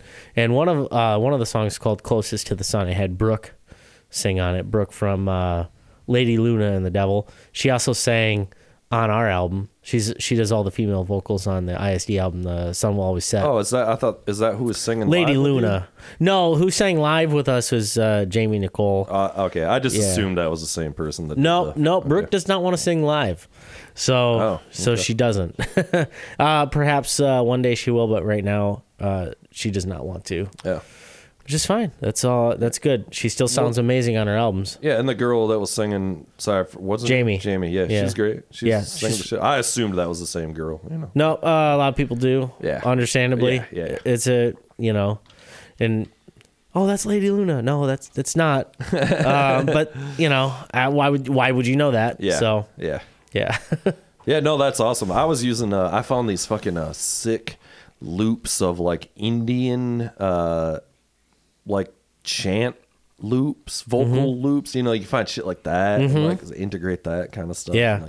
I kind of weave it in and out. Yeah, you can find that shit.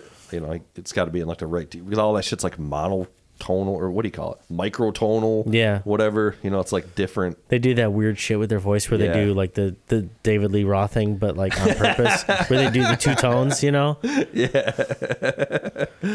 Let's not bring up David Lee Roth. There, we got rules on this podcast. Do we? You don't like There's David only Lee Roth? one, and it's no. I'm fucking with you, dude. Are you a Van Halen guy? Yeah, of course. Yeah. Yeah.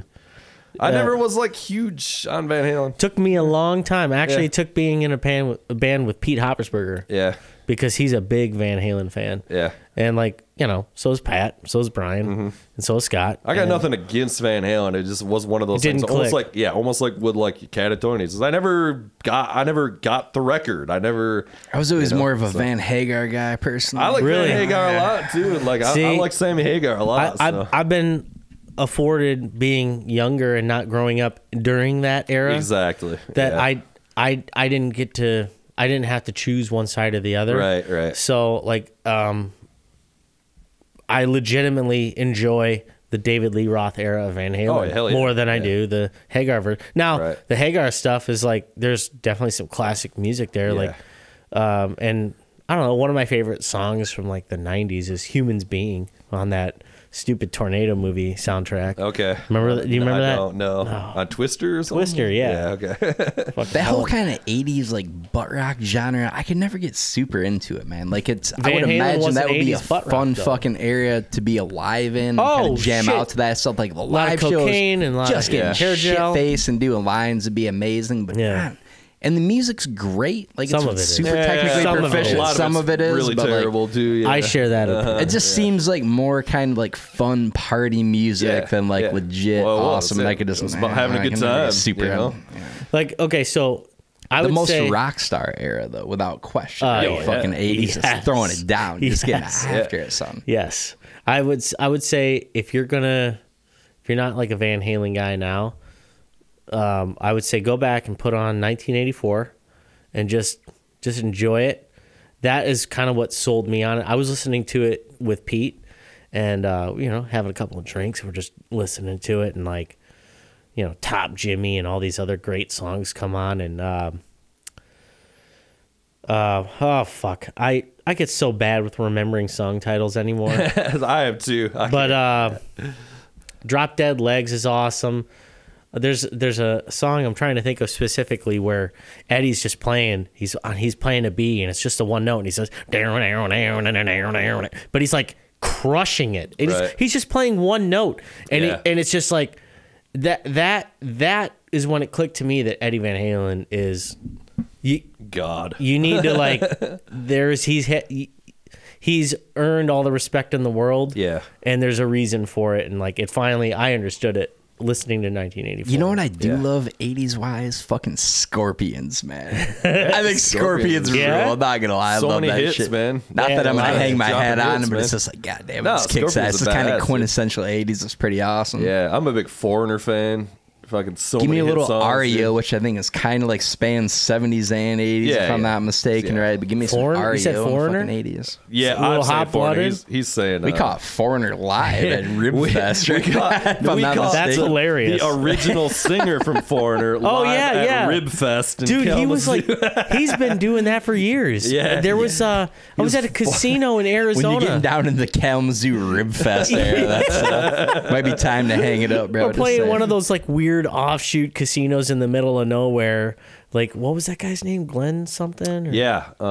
Fuck, I just had Glenn it. Fry? Dude. No. No, that's I'm from thinking, the Eagles. That's the Eagles. I just fucking had it. I'm dude. sorry, dude. I was fucked it thinking up. about it. No, yeah. Graham.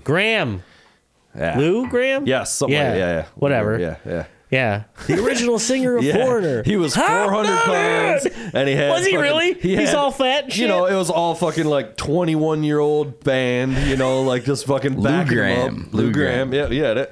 And yeah, fucking playing Rib Fest. At that point, he looked like he had attended a few Rib Fest for personal reasons. He booked the whole Rib Fest tour, dude. You know, it was all Rib Fest every night. So for personal reasons. That's awesome. And they wailed, in fairness. We went and saw It was awesome. fucking oh Jesus Christ! No, I'm gonna fucking space on the fucking names of these guys, but we went and saw fucking Warrant late in the game for Warrant, and my fucking famous Rest in peace, that guy. Yeah, well, this was about maybe 6 months before he died, and they were playing the Blue Note in Muskegon. This is like a club we used to play. Oh yeah.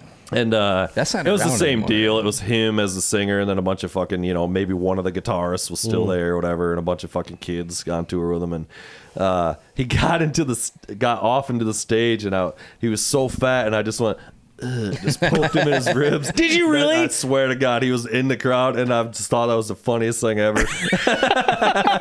And like 6 months later, he was dead of a coronary. You know, A few too many cherry pies out of that. But guy. you know See, what? he really resented that. I saw an interview where he really, really resented that. Like it really bothered him. the Like, cherry pie thing. Yeah. But to be fair, those guys fucking ruled, man. Those records are badass, dude. Like they were. I would not know. I'm telling you, man. What part of that was he bothered by? Like the whole. That was kinda like- all anyone knew them It was- by. Yeah. That was basically the death of butt rock. It was like right then, like Cherry Pie was like late, and it was like killed by a grunge rock. It was like the end of that. It was like, and like this is over. We're all set here. That's a cherry pie mic drop. We've yeah. heard what we need to hear. We're all as he good. said in an interview I watched, he's like, how many fucking cherry pie eating contests can you attend before you're just fucking single? You know, I guess it was because it was like, you know, they were a one hit wonder essentially. And They had a couple other hits, but not that was definitely that was you say Warrant, and everyone's oh cherry pie, yeah. But it's like whatever, And they man. hated that song. Well, It that was happens a lot of the yeah. time, but it also bought you your house, motherfuckers. Yeah. So you know, like It's true. You know, It's alien ant farm syndrome with our boy there. he died a glorious death in a fucking comfort inn in fucking Moose Booty, Iowa. So, you know, like Iowa, just living wonderful the dream. town, great stoplight. Those two records are badass, and fucking say what you want, man. Fucking Dirty, Rotten, Filthy, Stinking Rich. All right, you know that one? There was basically the two big albums, and that was the first one. And it had fucking Uncle Tom's Cabin. Or maybe that was on Cherry Pie too, but Uncle Tom's Cabin is a huge song. You know Uncle Tom's Cabin? Got to talk to Swanson about fucking... It's overrated. That song is a bad Yeah. song, dude. I love it. You're missing the boat. Yeah, Get on sorry. board with the Warrant, You got some bro. terrible takes today, man. I'm on point, son. Get I'm up on on that point. Warrant. If Warrant is the hill you're gonna die on, I think the advantage goes to me, bro. Fucking hell, dude. I'm talking about Uncle Tom's Cabin, man. It's a fucking great song. There's a warrant out for your arrest on the charge of terrible taste, my friend. Oh,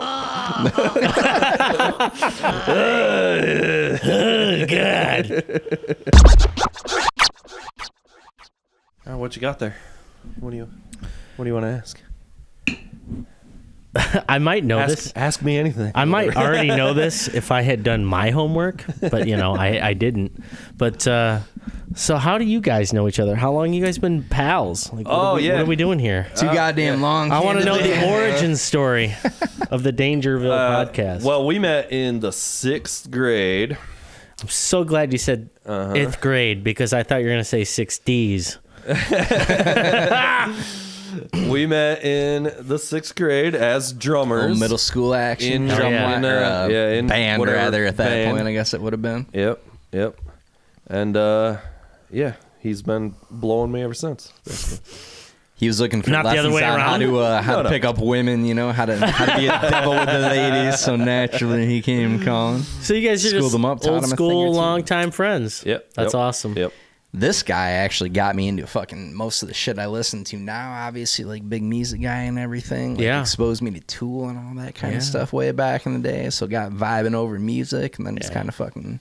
And we both went to college in Kalamazoo, and lived together off and on. And then he had a different place with a bunch of our other buddies over across the way, and he's still down at Kalamazoo from that. So we've just been going to concerts. We've seen so many fucking concerts together.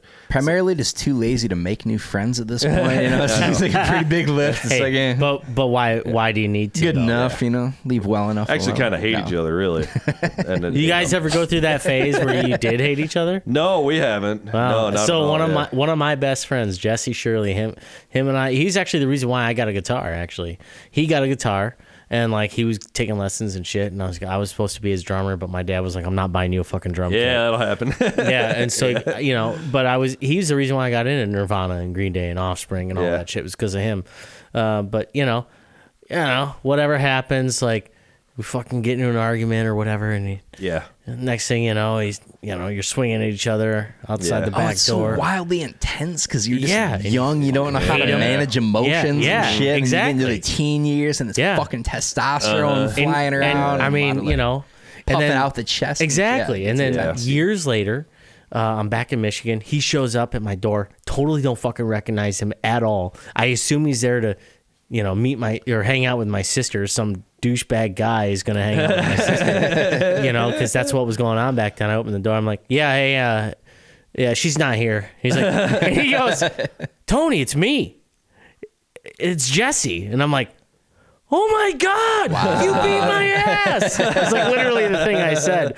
So that's kind of funny. It's like a Montel Williams style reunion, right? Yeah, kind of. He found out I was back in town and he found out where I lived, so he came and visited. And, oh, that's cool though. And we've been tight ever since. He actually lives in Alabama now. I stood up at his wedding, and nice. He surprised me at the CD release show. He showed up. The day before. Nice.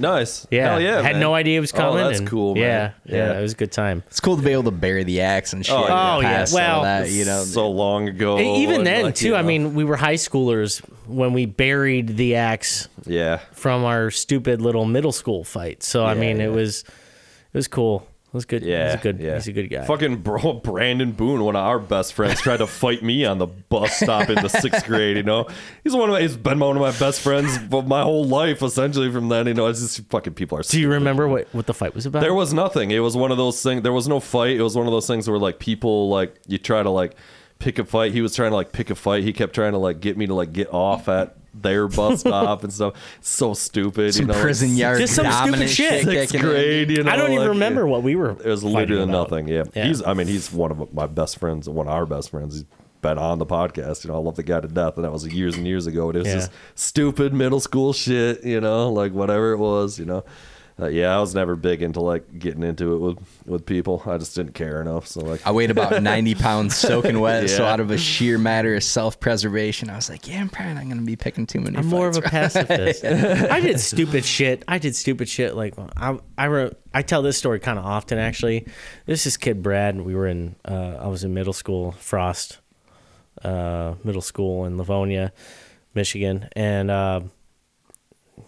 there's nothing wrong with him. I didn't like have a problem with him, but he was kind of dorky, Yeah, and I wasn't like a that. popular kid or anything. Yeah. But I still did the thing. Those kids I remember get singled out. I go up to him, I put my arm around him.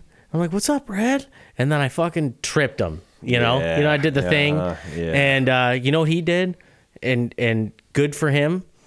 It taught me a few lessons. He got up and fucking punched me right in my face. Like direct blow. Yeah. Didn't break anything or anything. Yeah. It wasn't That'll very- learn you up real quick. and it did. It really did. It did, right. except for the one time I threw a sandwich at this one kid's face and he fought me afterwards. Yeah. Well, I So shouldn't have done Dr. that. Phil recently retired. I don't know if you guys saw that. Dr. Phil retired. Is there anything you want to say to Brandon? What would you tell Brandon now if he were here with you today? Did Dr. Phil retire for real? Yeah, true story, dude. Oh, okay. 22 years or some shit on the air, dude. Okay. Yeah. Suckling at that Oprah teat for Yeah. decades at this point. But yeah, officially called it quits. Is that how he started? Was on Oprah? That's how he got big. I think it was like a guest on Oprah. Yeah, that's how he got like huge doing his thing. Did I not- actually read a Dr. Phil book. Not gonna lie, it was pretty good. I enjoyed his Pretty good. episode on Joe Yeah. Rogan. Oh, I didn't catch that. Yeah, no, Shit. he was, Yeah. I mean, he's like That's a one of the legit. few I didn't catch. Oh yeah, He's a an cool- old school Yeah. guy with Yeah. measured takes. He's just like, there's some Yes. fucking chaotic bullshit going on right now. Y'all are knuckleheads. Yeah. He's got that southern kind of charm. Yeah. yeah, to he him. does. Yeah, Never yeah. watched Dr. Phil, but was a Nah, huge fan of that interview on Rogan. the It's only interesting to thing listen to. that I know from Dr. Phil's show, two things. One is well, what's that? Cash little Me Outside? Yeah, that little slut. Good for her. She's She's apparently now. some huge OnlyFans Yeah, star which now. I makes think. sense. I think Yeah. the number was what, like, well, she was an overnight millionaire Yeah, as soon as she's she turned 18. Oh, it's Yeah. absurd. Yeah. Yeah, we're out of control. She is like ridiculous. gross. She was on. not even She was cute. on the. You guys know who Caleb Presley is? No. He works for Barstool. Okay. He does what's called the Sunday Conversation, where he interviews a celebrity. Yeah. And his co-host just eats a bowl of ice cream. He's like a fat dude. it's really great. I think Not a bad lot in life. Right No, there. I Just think you guys mashing would on both some mint chocolate enjoy- chip, you know, Yeah. kicking Yeah. back, bro. you guys would enjoy the show for what Right. it is. But Yeah. he had that chick on there, and Oh yeah. you can tell like she's a double-digit IQ person. Oh. The Cash Me Outside. Yeah, chickens? yeah. Really? What a surprise! I Yeah, know, indeed. but yeah, she's just a fucking rockhead. Yeah. Indeed. But she's got more money than I do. Yeah, for sure, man. That'll happen So- when you're a dumb slut. I don't know, man. I kind of feel like if you're like remotely attractive chick, you could easily just Yeah. Anybody send can- some pictures of your feet out on the internet, put it behind crazy. a That's paywall. where it's at, getting into know. that foot game, baby. Selling your I got some farts, pretty dude. dominant all that, gams dude. down Some here. fucking bathwater money out Yeah, there. yeah. Selling your. Woof. Who's goddamn? Who's paying for that? I Well, don't what's know. also hilarious is it's In my not defense, even real. you know, How much have you spent on that?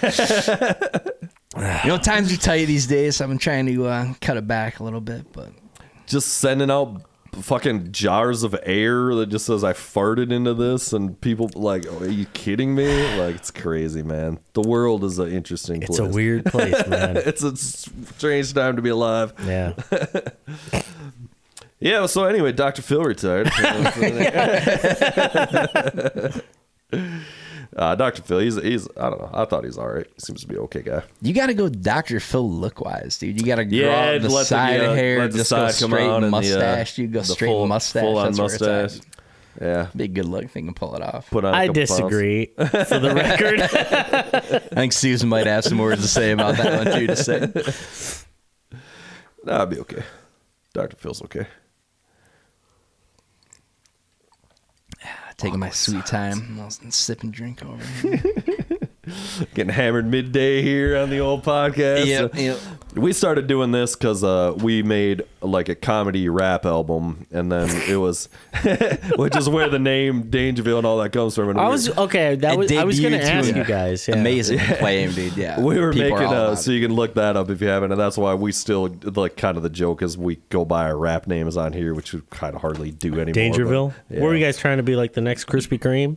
It was more of a Dr. Dre and Snoop Dogg situation. Okay, you know, all like, right. superior rhymes, superior far beats. better. That's good shit. And we were making more beats and stuff, and we were coming over, and our friend Josh Lenz, who was on, he was starting to fuck around with us on that, and it was just so fucking funny sitting around, just us just sitting around, and then I was just like, why don't we just do this as a podcast? Yeah. That was the whole thing that got started, because like I was bitching about there's like no fucking good comedy movies anymore, right? Because everybody plays it so safe, so straight up the middle. You can't fucking do anything fringe or crazy. It's like there is no comedy, and that's my thing. I fucking love comedy. Yeah.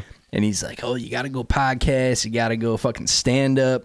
So I started listening to that Flagrant podcast that you recommended. Andrew Schultz. And I was like, dude, this shit's hilarious. It's cracking me up. And he goes, dude, why don't we do it? This is like, let's just do a podcast. Flagrant I have podcast. everything to do a podcast. Why not? There was zero barrier to entry. Very easy to do. I had everything ready to go, so like we just like clearly the talent components online as you've gleaned over the last 2.5 hours. Well, back in the day, it was me and him and our boy Swanson was really the fucking trifecta of comedy, and we were honestly fucking hilarious back in the day. And if we would have had a podcast, would have been a thing back then. They didn't even exist back then. Like, we would just sit around doing a podcast on our own without it being a thing. Yeah, some of the funny. Unfortunately, drug and alcohol abuse over the years, as evidenced by drinking, 14 drinks starting at 2 o'clock this afternoon, has rendered my brain far slower. It's like, yeah. So he can't. I really mean, you do gotta it have now, a good time. So. Oh yeah, and that's what this is all about. Is just getting fucked up and talking to people I want to talk to. We want to talk to. Yeah. So like, and a lot of it's musicians, because obviously that's what I do, and that's what we like. That's who I know. Yeah. So Yeah. Just like, hey, Tony Piccoli, hey, let's get that drummer from Imminent Sonic Destruction on here. Let's get fucking Nick Hagan on here. Like. So. Looking to switch it up a little bit, though. We've been trying to fucking reach out to like some local comedians. We do. And that we got kind some of comedians thing. booked. Trying to get some people booked. Awesome. Get into that world a little bit. So dabble in that. Also, might be choice to kind of find like some local filmmakers and that sort of thing. Anybody. I want to talk to anybody interesting. Yeah. So, I was just gonna say, like anyone that shares any kind of interest or does anything that falls within your guys' line of what. And candidly, it's basically an excuse to get together, talk shit, and talk shit. Do day drinking on Saturday afternoon for the most part. Yeah. So. Goddamn right. So yeah, it's pretty fun, man. And talking to it's like I wouldn't have got to fucking talk to Brucifer for 3 hours, right? Like shit like that. So it's been fun, man. And we're still having a blast doing it. Yeah, the exposure we've gotten to interesting people just off of the sheer fucking popularity of the show is pretty staggering. Some of the heavy hitters we've been able to speak to as a result of this would have never come to life otherwise. No, it's a fucking blast, though, man. Shane Persian. We're just bringing on our buddies from high school. Well, I will say this though, because what you just said, even though you're saying it in jest, is you're not wrong. It's tongue in cheek, but it's dead serious. Well, it's just like it's a fun reason to get together is and shoot the shit. The more you do this, the more you have someone else on, and then it's going to lead to someone else. Hopefully, the tentacles and branches kind of get out there. And I mean, like you think about like having Brucifer on, like you and I were we were talking. This was going to happen. Having me on here, but like Brucifer was no idea until we played a show together, and because you know me, now you know Bruce, and and it's just going to keep growing. That's why I said earlier, don't fucking stop. Yeah, well, we haven't. So we're booked out, and it's like we're booked out. Stop! This is like episode 27. So it's fucking half a year. Booked at this out point, like 3 months out, dude. Have you been going like a full solid like once a week? No matter like going strong once a week. Yeah, we took the Christmas break off for a couple weeks because I was moving and for Christmas. But I think those were the only 2 weeks that we missed though. But that's awesome. You gotta find shit like to get a little bit sappy. Like the older you get, it just gets tough. Not necessarily for you and I, because we always get together, but like it's good to have those excuses to get together, right? Because like when you're younger, You've got fucking. Hey, what are you doing? You're on the baseball team. You're on the golf team. You play in band. You know, you got the fucking school dance or whatever, and you're talking to people every day. But like the older you get, you know, shit just starts coming up, and it's like, what the fuck are you gonna do to get together and fucking have a blast? It is a good excuse to just get together and get fucked up. that's about first and foremost 90% of it. Hey, but you know what? It could end up leading to, you know. It's a legitimate excuse to facilitate a wildly hey, before you know alcohol. Before you know it, you guys are going to be doing fucking reads for Manscaped. Yeah, that's right. I'm telling you. Yeah. The new ball trimmer 6.0. If you go back a few episodes, we were doing fake ads. You were doing fake ads? Yeah. That's awesome. And we got some. Is that like a way to like say, hey, this is what we could do for you? Yeah, maybe. It was more just us making basically fun of just riffing on that shit. Yeah, you know? We're working our way up to that Blue Chew sponsorship. That's the gold standard, baby. That's what. I just saw my first Blue Chew ad. Yep. This morning, actually, I was on Instagram. Yeah, you'll have to go. I'm gonna put them up. It's it was like a the worst thing. ad I've ever seen, by the way. Blue Chew. It was so bad.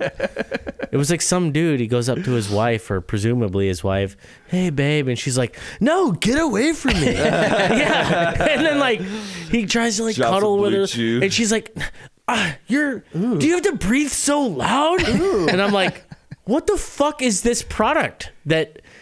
And then I clicked on it. It's not going to solve your shitty marriage, bro. And then you clicked on and then I realized it's for boners, and I'm like, oh. And then you bought it. What a dumb ad. No, I don't need to yet. Thank God.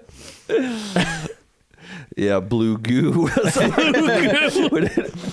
Oh, yeah, your fake ads. One was Blue Goo? Blue Goo. Yeah, that was the first one I did. Can you do the read right now? No, I'd have to. You're going to have to go back. I'm going to put them up separately because they're in the episodes, and you got to go back. We got a couple in the bank that I haven't done yet because I don't have even the sessions. I would love to do a read for you right now. Yeah. If you had one, I would do it. I think that shit would be clutch. Like, get those, like, the funniest ad reads for those little bite-sized nuggets, right? Because everybody's got the attention span of a fucking moth at this point. So get those up. Get some of the banger news fucking stories. Yeah.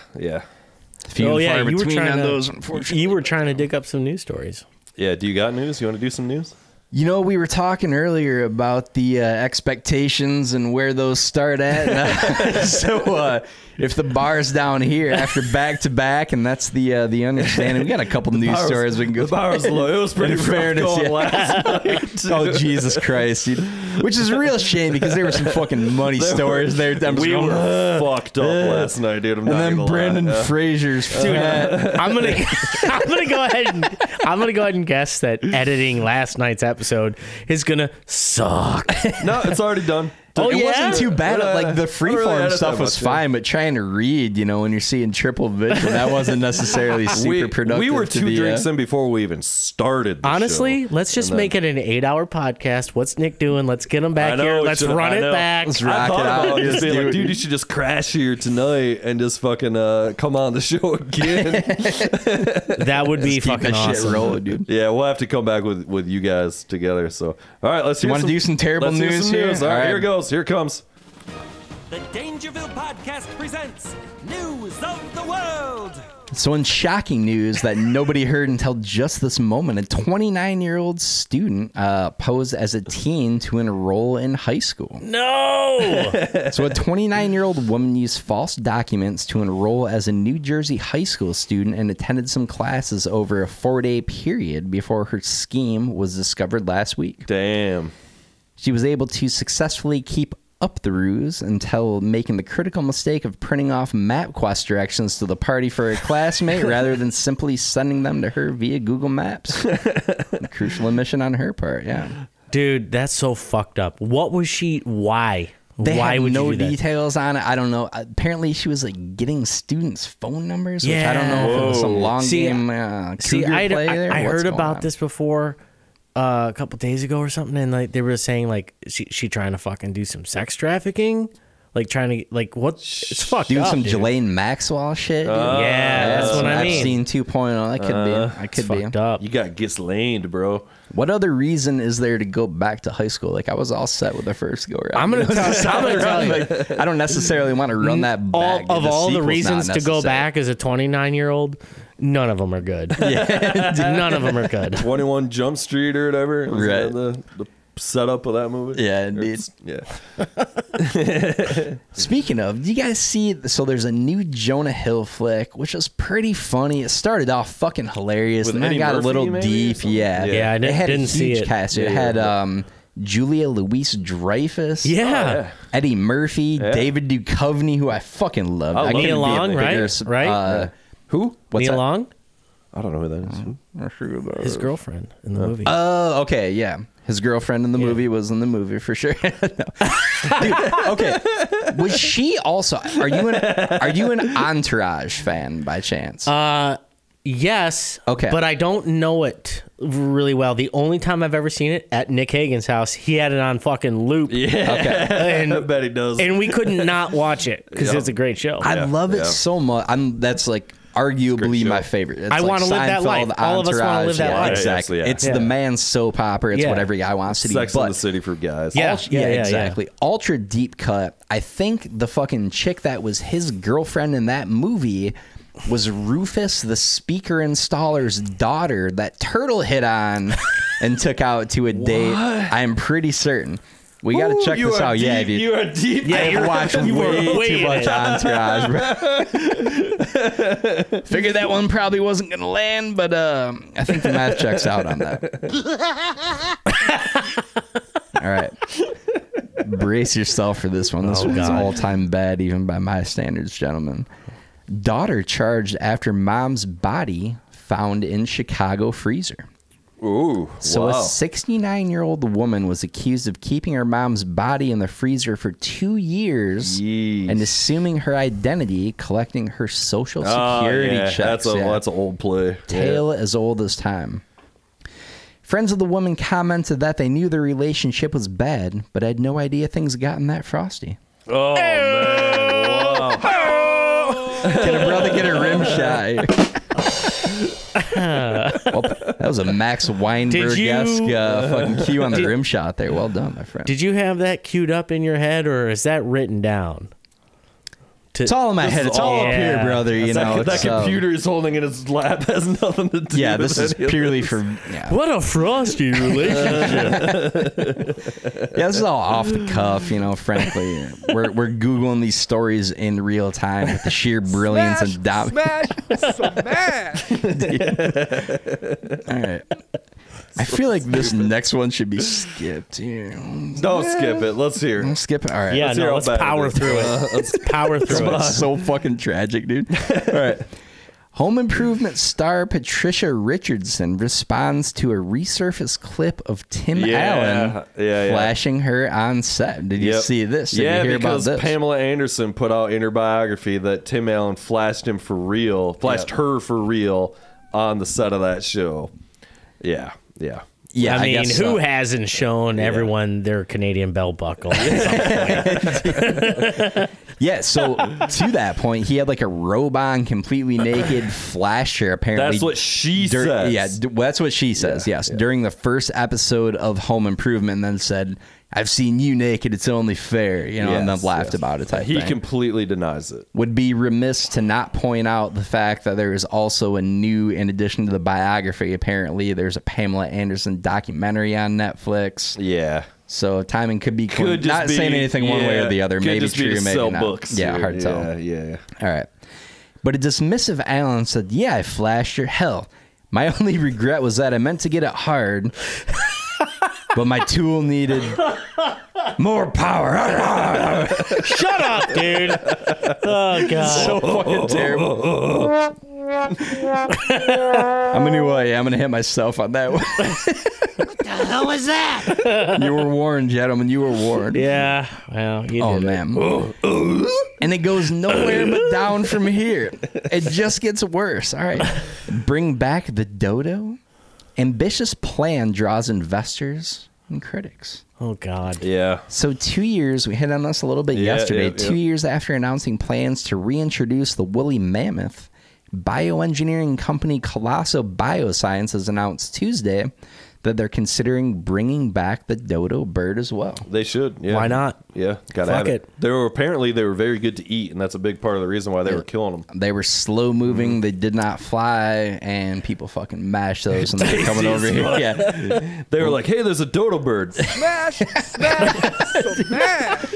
Lewis and Clark fucking cleaning up on those things, that low hanging fruit. Sometimes the animals shouldn't be brought back.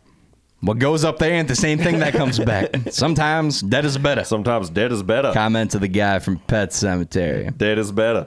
That was the joke. Yeah, that's the joke. We got an alternate submission here, equally terrible. If that one was the front runner, brace yourselves for this bad boy. Yeah. While some investors see tremendous upside, other critics aren't so sure. Not all things deserve a second chance. Sometimes natural selection has its reasons for weeding something out, and they aren't deserving of a sequel. Sometimes you should just be thankful for the run that you had and leave well enough alone.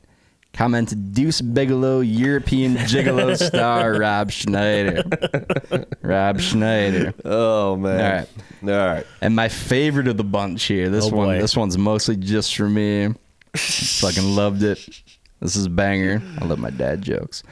Parents and educators urge lawmakers to repeal devastating third grade reading retention law. See anything about this one? Yeah. All right. So educators and parents are urging Michigan lawmakers to nix the state's read by grade 3 law for the harmful effects it has on held back students. Oh, Jesus. Yeah, and ruining their self-confidence, social abilities, and literacy goals. What's the difference if kids learn to read or spell by grade 5 or 6 instead of 3? It's really potato. Commented former President Dan Quayle. Vice President Dan. Oh, Vice President, goddamn it. Throwing it back to Dan Quayle. He tried. We try to keep the material super fresh, super really relevant stuff. Dan Quayle from 90 fucking 1. Yeah. It's been a lot of president jokes lately here. I'm a little bit of a political nut myself. History buff here. All right, which president had the nastiest farts of all time? Oh, man. It had to be fucking Jefferson, dude. Nah, I know the answer, but you got to guess? William Taft. It was fucking Taft, dude. The guy was so big. That's all he was gas. Oh, man. Dropped a Taft. Ladies and gentlemen of the nation.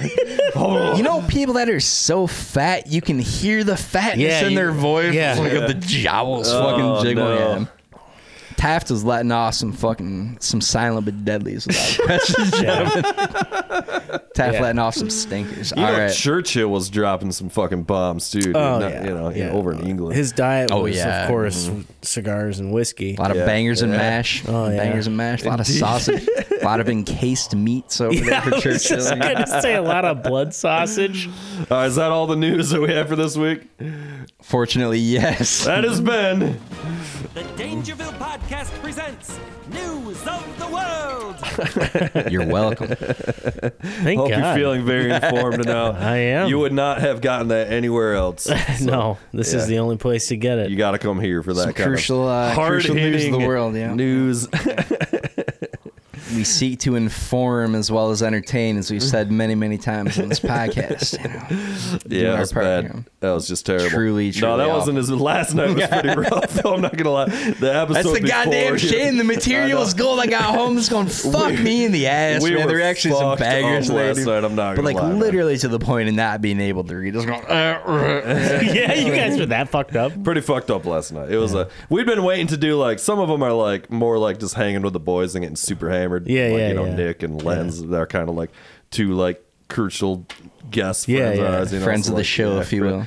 Coming out all the time and just getting super fucked up. And that was the first time they'd been here in the new pod lounge. Oh, okay. So like, we got pretty fucked up. But when you start mixing the devil's lettuce with the drinky drink, it goes downhill Crossfading, real Bro, fast. Yeah, that's why we that we gotta crossfade save it till the situation, third segment at least. 'Cause, like, just like, oh fuck, I don't even know where I am. And it's like, nah, fuck, let's just start ripping on this J and then just torching the news, man. Just fucking stumbling through. I didn't like have fucking- anything either. To be fair, I'm coming with nothing myself, so I'm sort of 50-50 50% on the news. I was real goddamn shamed. I had some real bangers crafted last night, but the execution wasn't there. The execution! Redo it in a week and nobody will remember. I was going to break them back out today. Just run them back.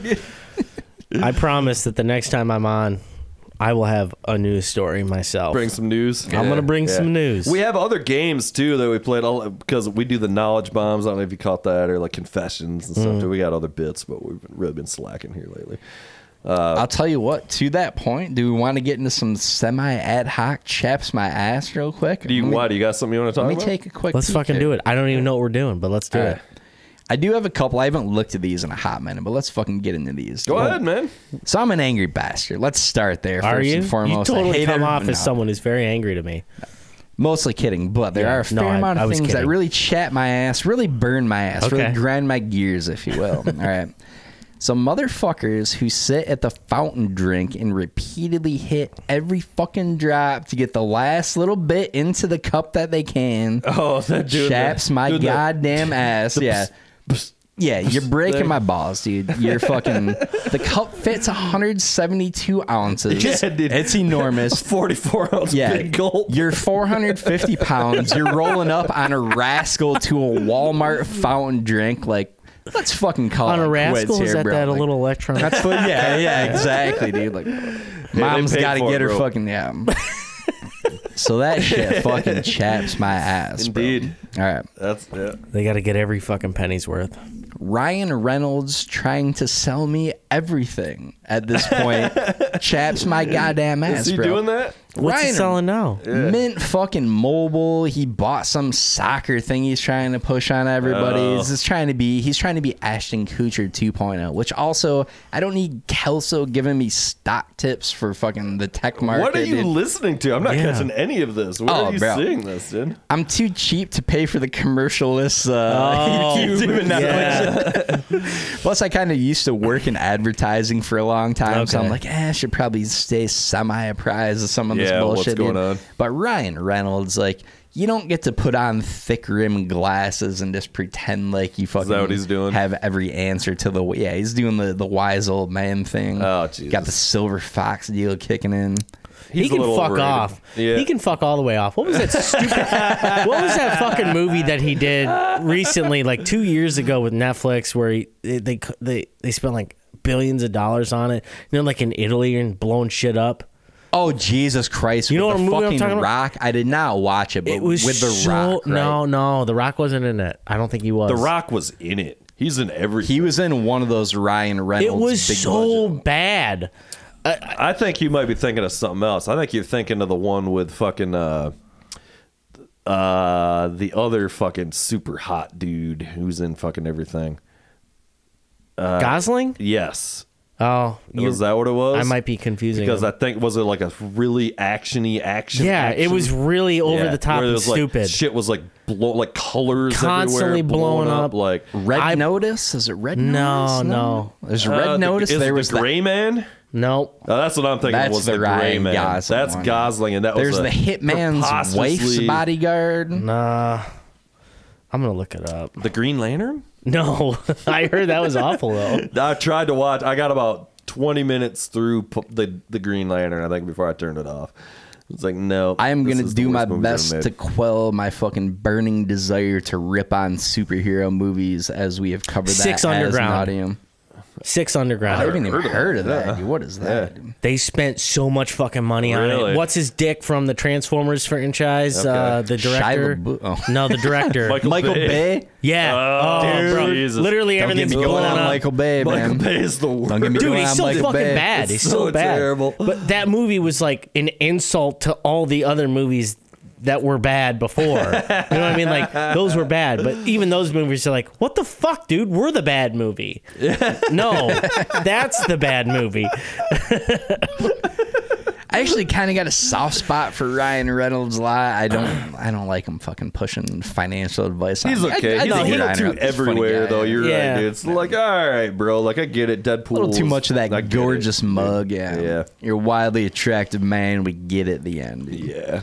All right. Your abs. Seeing a Had enough. Yeah. I've had enough of your abs, Ryan Reynolds. caution wet floor signs up for fucking hours at a time. This one goes specifically to the Planet Fitness in Portage, Michigan on Westnedge. You motherfuckers, grab a roll of Brawny, get to work, and rectify the issue in 25 fucking seconds. It's not that hard. It's water, man. We're not splitting the atom here. Is it like near the front door? It's right by the water fountain, and it just stays there for decades at a time. Yeah, you know why? That's CYA. That's all that is. Yeah. Motherfucker, Grow grow up up and get to work, son. Come on now. Yeah, I agree. You're breaking my goddamn balls. People ending conversations with cheers. That's been a thing for a hot minute now. Don't say cheers. I say cheers. It's an English thing. It's a British thing. Cheers was cool when nobody was saying cheers. Now everybody and their brother's saying cheers. That should have been Cheers on the was list cool of when it was a banned television phrases show. for 2023. Have you hit up that Cheers restaurant here, by the way? What's the status on that? Is it good? It's good shit? Yeah, it's good. It's a kind of a family feedback kind of. It's not like family feedback. It's a bar restaurant. Yeah. Okay. Yeah, we can hit it up. Let's go. Let's do it. Let's do it. Norm and the boys. Everybody Grab knows a your drink. name. Yeah, there's some fucking mailman at the bar there. And there's Right. some fucking, Kelsey Grammer's hanging out. All right. We'll close it out here with the National Insert Thing Here Day. Oh yeah, that's Fucking so too many holidays. Yeah, Yeah. National fucking thank you donut maker. Well, you know, You're it's like, National suck Thumb my Up Your Ass balls. Day. Yeah, come on, fuck on. Smell my thumb. It is the most quintessential. It's some fucking Hallmark bullshit, bro. Like, give me a break. So, like, everything. Yeah, it's just like that was one of those things where some clever fuck had National Taco Tuesday thing for a hot minute. Yeah, it's a fucking. It's all push it, yeah. marketing or whatever. If I'm not getting the day off, I'm not interested. Yeah, indeed. It stinks. It stinks. National XYZ Day. The end. I'm done. Wow. I'm done. That was This good. guy's Damn it. mic That was a good dropping over here. segment. Wow. Such anger, such hatred. Yeah. Look at him. He's storming off right Ugh. now. Gotta Threw his grab a drink microphone here. down. It's pulling out Shattering false stuff, teeth out dude. of his fucking mouth over Pulling here. out his Lava fucking lamps, Zin. fucking Dentures. Is that his in? Is that what that is? Yeah. I saw him earlier. I'm a degenerate I'm nicotine fucking addict. setting up the pod lounge and I'm like testing the mics and shit and I'm like, what the fuck? This microphone like smells like menthol. Like, what the fuck is happening to this? And I'm like, oh, this is not my. And I'm like, oh, it's from this motherfucker over here. Fucking Zins. Over here breathing on this fucking microphone. Is like, Yep. I'm like, what the fuck? This microphone's disgusting. I just grabbed one of the SMs, you know. Yeah, some real stank breath coming out into this thing on a weekly Luckily, basis for he sure. owns that microphone, and that's not one of mine. Yeah, this thing's gonna be torched within a week for sure. It's fine. All right, what's going on with you? You got more plans for fucking making more records? You writing? Pat said you're writing some shit right now. What? You got a long game? You got stuff? Yeah, What are you so doing? we're gonna be recording this summer. That's the goal. I don't know if Nick knows that yet, but he's probably gonna find out. I'm sure he's ready to go. But yeah, we're. He's already booking my studio here. Is he really? Basically, yeah. That's awesome. With my blessing. Yeah, of course. He was here early last night. He's like, yeah, I'm texting Jeremy. We're recording here next time. Well, maybe we will too. He's booking my room. Because actually, Realtor Josh, the guy I was talking about earlier, Yeah. he owns a studio, and it's nice. it's really nice. Ooh, like yeah. it's got a great live room. It's huge. Yeah. Oh, So- well, there you go. That's what you and want. I was Yeah. thinking before I saw this, I was thinking like, yeah, we're gonna record the drums Yeah, there. yeah. But anyway, yeah. So that's the plan. Is we're gonna record this summer. Got about a half an album's worth right now. Nice. And just got to keep the train rolling. Yeah. So Indeed. that's about it. You got to get yourself a real amp, finally. Yeah, maybe just borrow one of yours again though. You know, just book my room, borrow my amp. Yeah. Drink all your beverages. Would Come be over. remiss to say, and should have mentioned this to Pat, I did not get to fucking go to you guys' show at the Pyramid Scheme. I was super bummed. I had a fucking Friday night train wreck I had to deal with, but been bumping you guys' stuff on Apple Music / YouTube. Big fan. Digging you guys it? fucking whale, dude. Sweet. Very cool. Thanks, very bro. cool. Good. Yeah, I want to hear the some of this ambient shit. Actually, We'll put it on. We'll put it on. I'm gonna not. You know, right when now. we wrap up. No. Yeah, no, it's really good for keeping the fucking vibes high. Oh, is it? No. No, it's not at all. In fairness, we use a little something to zhuzh up the podcast here. You know, get a little ambient tune action going in the back. Wouldn't be all bad. Yeah, what if we just start going super, what was that shit you were doing the other day? That, hello, friends. My gym dance. The gym dance. Oh yeah, the golf friends. gym dance. That's the Masters gym dance. Fucking. Do you give away your fucking hoodie though after the end of the podcast, like he gives away his necktie? I'm gonna be buried in this Wu-Tang hoodie, bro. I'm not giving this thing up one bit, dude. That is a crucial move. Yeah, you get the gym dance necktie. The gym dance necktie at the end of the NCAA tournament. What a fucking douchebag. Gym dance. Yes. Oh man, come on, that is such a douchebag move. Like, who the fuck is this? Is I something think it's like pretty rad, dude. I think it's kind of dope. Who the fuck are like? If imagine you're like the guy, right? That you just scored like 35 points and took your team to victory and won the whole tournament. And here's Jim Nance. I wore this tie $500 Xenia tie or something for the player who's like, oh, great, man. I'm going to stuff this in a sock drawer somewhere. I don't know. I just think it's really pretentious. There's a little bit of a Chippendales feel with the basketball jersey and the tie going on. There's something a little bit about stroke and choke. No, I respect Jim. I have hot sports takes. I respect Jim Nance. Like, for obviously because he's been doing it for a long time, and he is one of the best. Great broadcast. But I think the whole tie thing is like very. I didn't know douchey. you were such a sports guy. You're like, it surprises me a little bit. Yeah, so before music, it was sports. Yeah. Like I was a big like Barry Sanders, Detroit Lions. Are you a big football guy? Is that kind of your primary sport? Okay, yeah, for sure. Nice. What's your take on the Lions this year, man? They actually kind of half-assed look like a real team. I think it's legitimate. I think a fucking miracle. I think what we saw at the end there was legitimate, dude. All the Lions fans say that. I don't care at all. And I'm like, nah. Nuts, and I understand. And most people should feel that way. But like growing up, you know, when Barry Sanders was who he was, and the Wayne Fonts era and all that, like I've seen it all, and I can't help but to feel like this is actually something tangible. Like I'm gonna give me the buy-in hook line. Yeah, not a little bit. Quite the sinker. This is the first year, and I've never I've been a Lions fan, but I'm a rational Lions fan. It's never this is gonna be like no, it's not gonna be the year. You got no line, you got no fucking talent, you've got nothing that stinks. Right. But they fucking look pretty good. They were one of the highest scoring teams in the league all throughout the year. Second half of the season, the defense started to shape up. Dude, and I'm just gonna say this: like they went. I was going for fucking. So, anyways, I was saying, pretty good, yeah.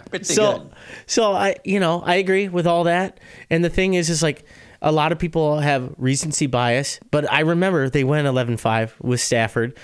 And are you a Stafford guy? Sorry to interrupt, but that's a crucial question. He was a good quarterback. Okay. He was a good quarterback, but obviously, like, I mean, you put Stafford on this team now that Jared Goff is playing on, and the deep throws that Goff can't do, Stafford would make. That's the only difference, in my opinion. Yeah. But anyway, I don't want to get like too dorky about it, but I will say, there's a lot of people that say, I've never, the Lions is the best they've ever been. Like, bro, they went 11-5 like 5 years ago under Jim Caldwell, and then they fired him because 9-7 isn't good enough, and then proceeded to go like fucking 5-30 the next 2 years. Like, fuck off. So Matt Patricia, a literal rocket scientist, signed that motherfucker. I mean, what a train wreck that shit was, dude. Fucking piece of shit. Piece of shit. I always just joke that they should just bring back Barry Sanders at 70 or whatever he is now. Just get him back on the team. What's up? Speaking of dudes trying to shill everything, Barry Sanders all over fucking BetMGM. Selling stuff. everything. Rocket Mortgage, BetMGM. I think a few years back, my boy B. Sanders ran into some financial troubles. I think that's a legit thing. His money He's ran trying out, to fuck man. Yeah. It happens. Happens. Best running back Put of him back all time. on the team. I'm telling you, dude. Don't give me Jim Brown. Don't give me Emmett Smith. Give me Barry Sanders for the win 100%. Emmett Smith was good, but he could not touch Barry. That line, bro, you put Barry Sanders behind Emmett Smith's line on the Cowboys, it was an impenetrable wall, dude. He got 6 yards downfield every carry before anybody fucking touched him, dude. We were just watching. You guys ever seen the movie Mars Attacks? Oh, I love did. Mars A Attacks. long time ago. Jim Brown's one of the stars of Mars Attacks. Yes, he is, man. I love Mars It's a good Attacks movie. so much. It's a great dude. movie. There's a lot of fucking hilarious people in it. I have what a not great seen that in so long. Dude, me either. We tried to watch it. It kept fucking dying on us, but it's hilarious. Dude, Jack Nicholson plays 2 characters. It was a real It's flop, super as I funny. remember, but the cast was epic. It's fucking who's fucking one of the James Bonds? Fucking So we got Jack Nicholson, Danny DeVito, Yeah. Annette Bening, yeah. Jack Black, apparently. yeah. I Jack forgot about Black's in that? He's only in Oh, it yeah. for a minute. He gets killed off pretty quick. Pierce Brosnan. Pierce Brosnan. was like, Pierce one of the main Brosnan and stars. Sarah Jessica Parker Yes, have this Sarah Jessica affair in Parker, it. dude. It's pretty funny. Michael J. Fox. Michael J. Fox. Jeez, yeah. dude. Yeah, it's so many fucking people are in that movie, dude. The opening credits were just like, holy shit, like what you're doing right now. You're just like, yeah. Oh, wow. Yeah, Juliette Lewis fucking like, just keeps going and Wow. going and going. Super funny movie. You give Michael Jim J. Brown. Fox a laser gun and just let that Parkinson's go over, taking out aliens like a motherfucker. It's got dude. fucking Jackie Brown, whatever. Pam Grier. Pam Grier, yeah. Yeah, yeah. Okay, quick side note on Jackie Brown, which does not get nearly enough love Tarantino-wise. Yeah. Fucking Jackie Brown Only is seen it one of the once. Oh, really? sweetest movies ever made. That's one of dude. I think I need that's to my see it favorite again. Quentin Tarantino It's so movie. good, dude. It's Jackie Brown. Yeah. Chris Tucker Yeah. as one of the fucking random guys in that flick, dude. What the fuck is Jackie this? Brown's That's great like what fucking I flick, did at the dude. door when you came here. Yeah. Was Yeah. that was Who the fuck is this? That's from fucking I didn't even know that I do that because I've been doing it so long. Who the fuck is this? Jackie Brown, baby. Don't sleep on that flick. Dude, that's funny that like you like the whole movie thing, right? Like it's something that's just ingrained in you. Yeah, yeah. Like Saying that I shit for know years. I've done it on this podcast today, where I take from the Big Lebowski. I did not know that. Yeah. I know I've done it. That's Yeah. funny. Yeah, man, that shit just gets ingrained into you and you don't even know what you're saying. I still say we both do shit from The Simpsons and from Conan is just like ingrained in our DNA and we say it all the time. Like we've been going back through The Simpsons and I'll be like, oh, that's where that came from that I've still been saying for 25 all these years. You know? Gets to that point where you've mooched it for so long, you don't even remember the origin of where it came from originally. It's like a new Yeah. pair of underwear. And people start to attribute it existing to you. No. No, that's my material. And then you Yeah. see it and you're like, oh shit, that wasn't me. Fuck. All right, motherfuckers. I think we should probably wrap this up. It's fine. I'll go on for fucking days talking to you about nothing, Yeah, pretty much. which is all this has been. So, thank you for coming out. Thank you for having me. If you haven't checked out Tony's band, Imminent Sonic Destruction, you need to go listen to them. They're great. Their latest record is really good. Can confirm. You should watch the video because the video is way better than the song. It's the best lyric video I Yes. think I've ever seen. It's the best lyric video ever made, Yeah. hands down in Yep. history. And the song is nothing without it. I love to just talk shit about the song is great. The video is mediocre at best, but in all seriousness, the record's great. I'm a big fan. Thanks, bro. Yeah, check them out. Check them out when they're playing. Are there upcoming dates? I asked Pat, and he was fucking shady about it. We have one coming up, but it has not yet been Okay, announced. that's So I basically will what he say was this: saying too. May 6th, Okay, be on the lookout in the D somewhere. Westland, Michigan. Okay, yeah, I think I can say the venue, Token Lounge. it's gonna be at the Token again. That's all I can Okay, say. all right. Just buy beer because their drinks are weak as shit. Pre-game in the parking lot. Don't pass out in the fucking bushes afterward. Nope. Don't pass out in the venue. They'll throw you in the grass. All right, man. Thank you for coming. It's been a blast. Good chat. Cheers. Peace, bitches. Cheers. Cheers, everybody. Cheers.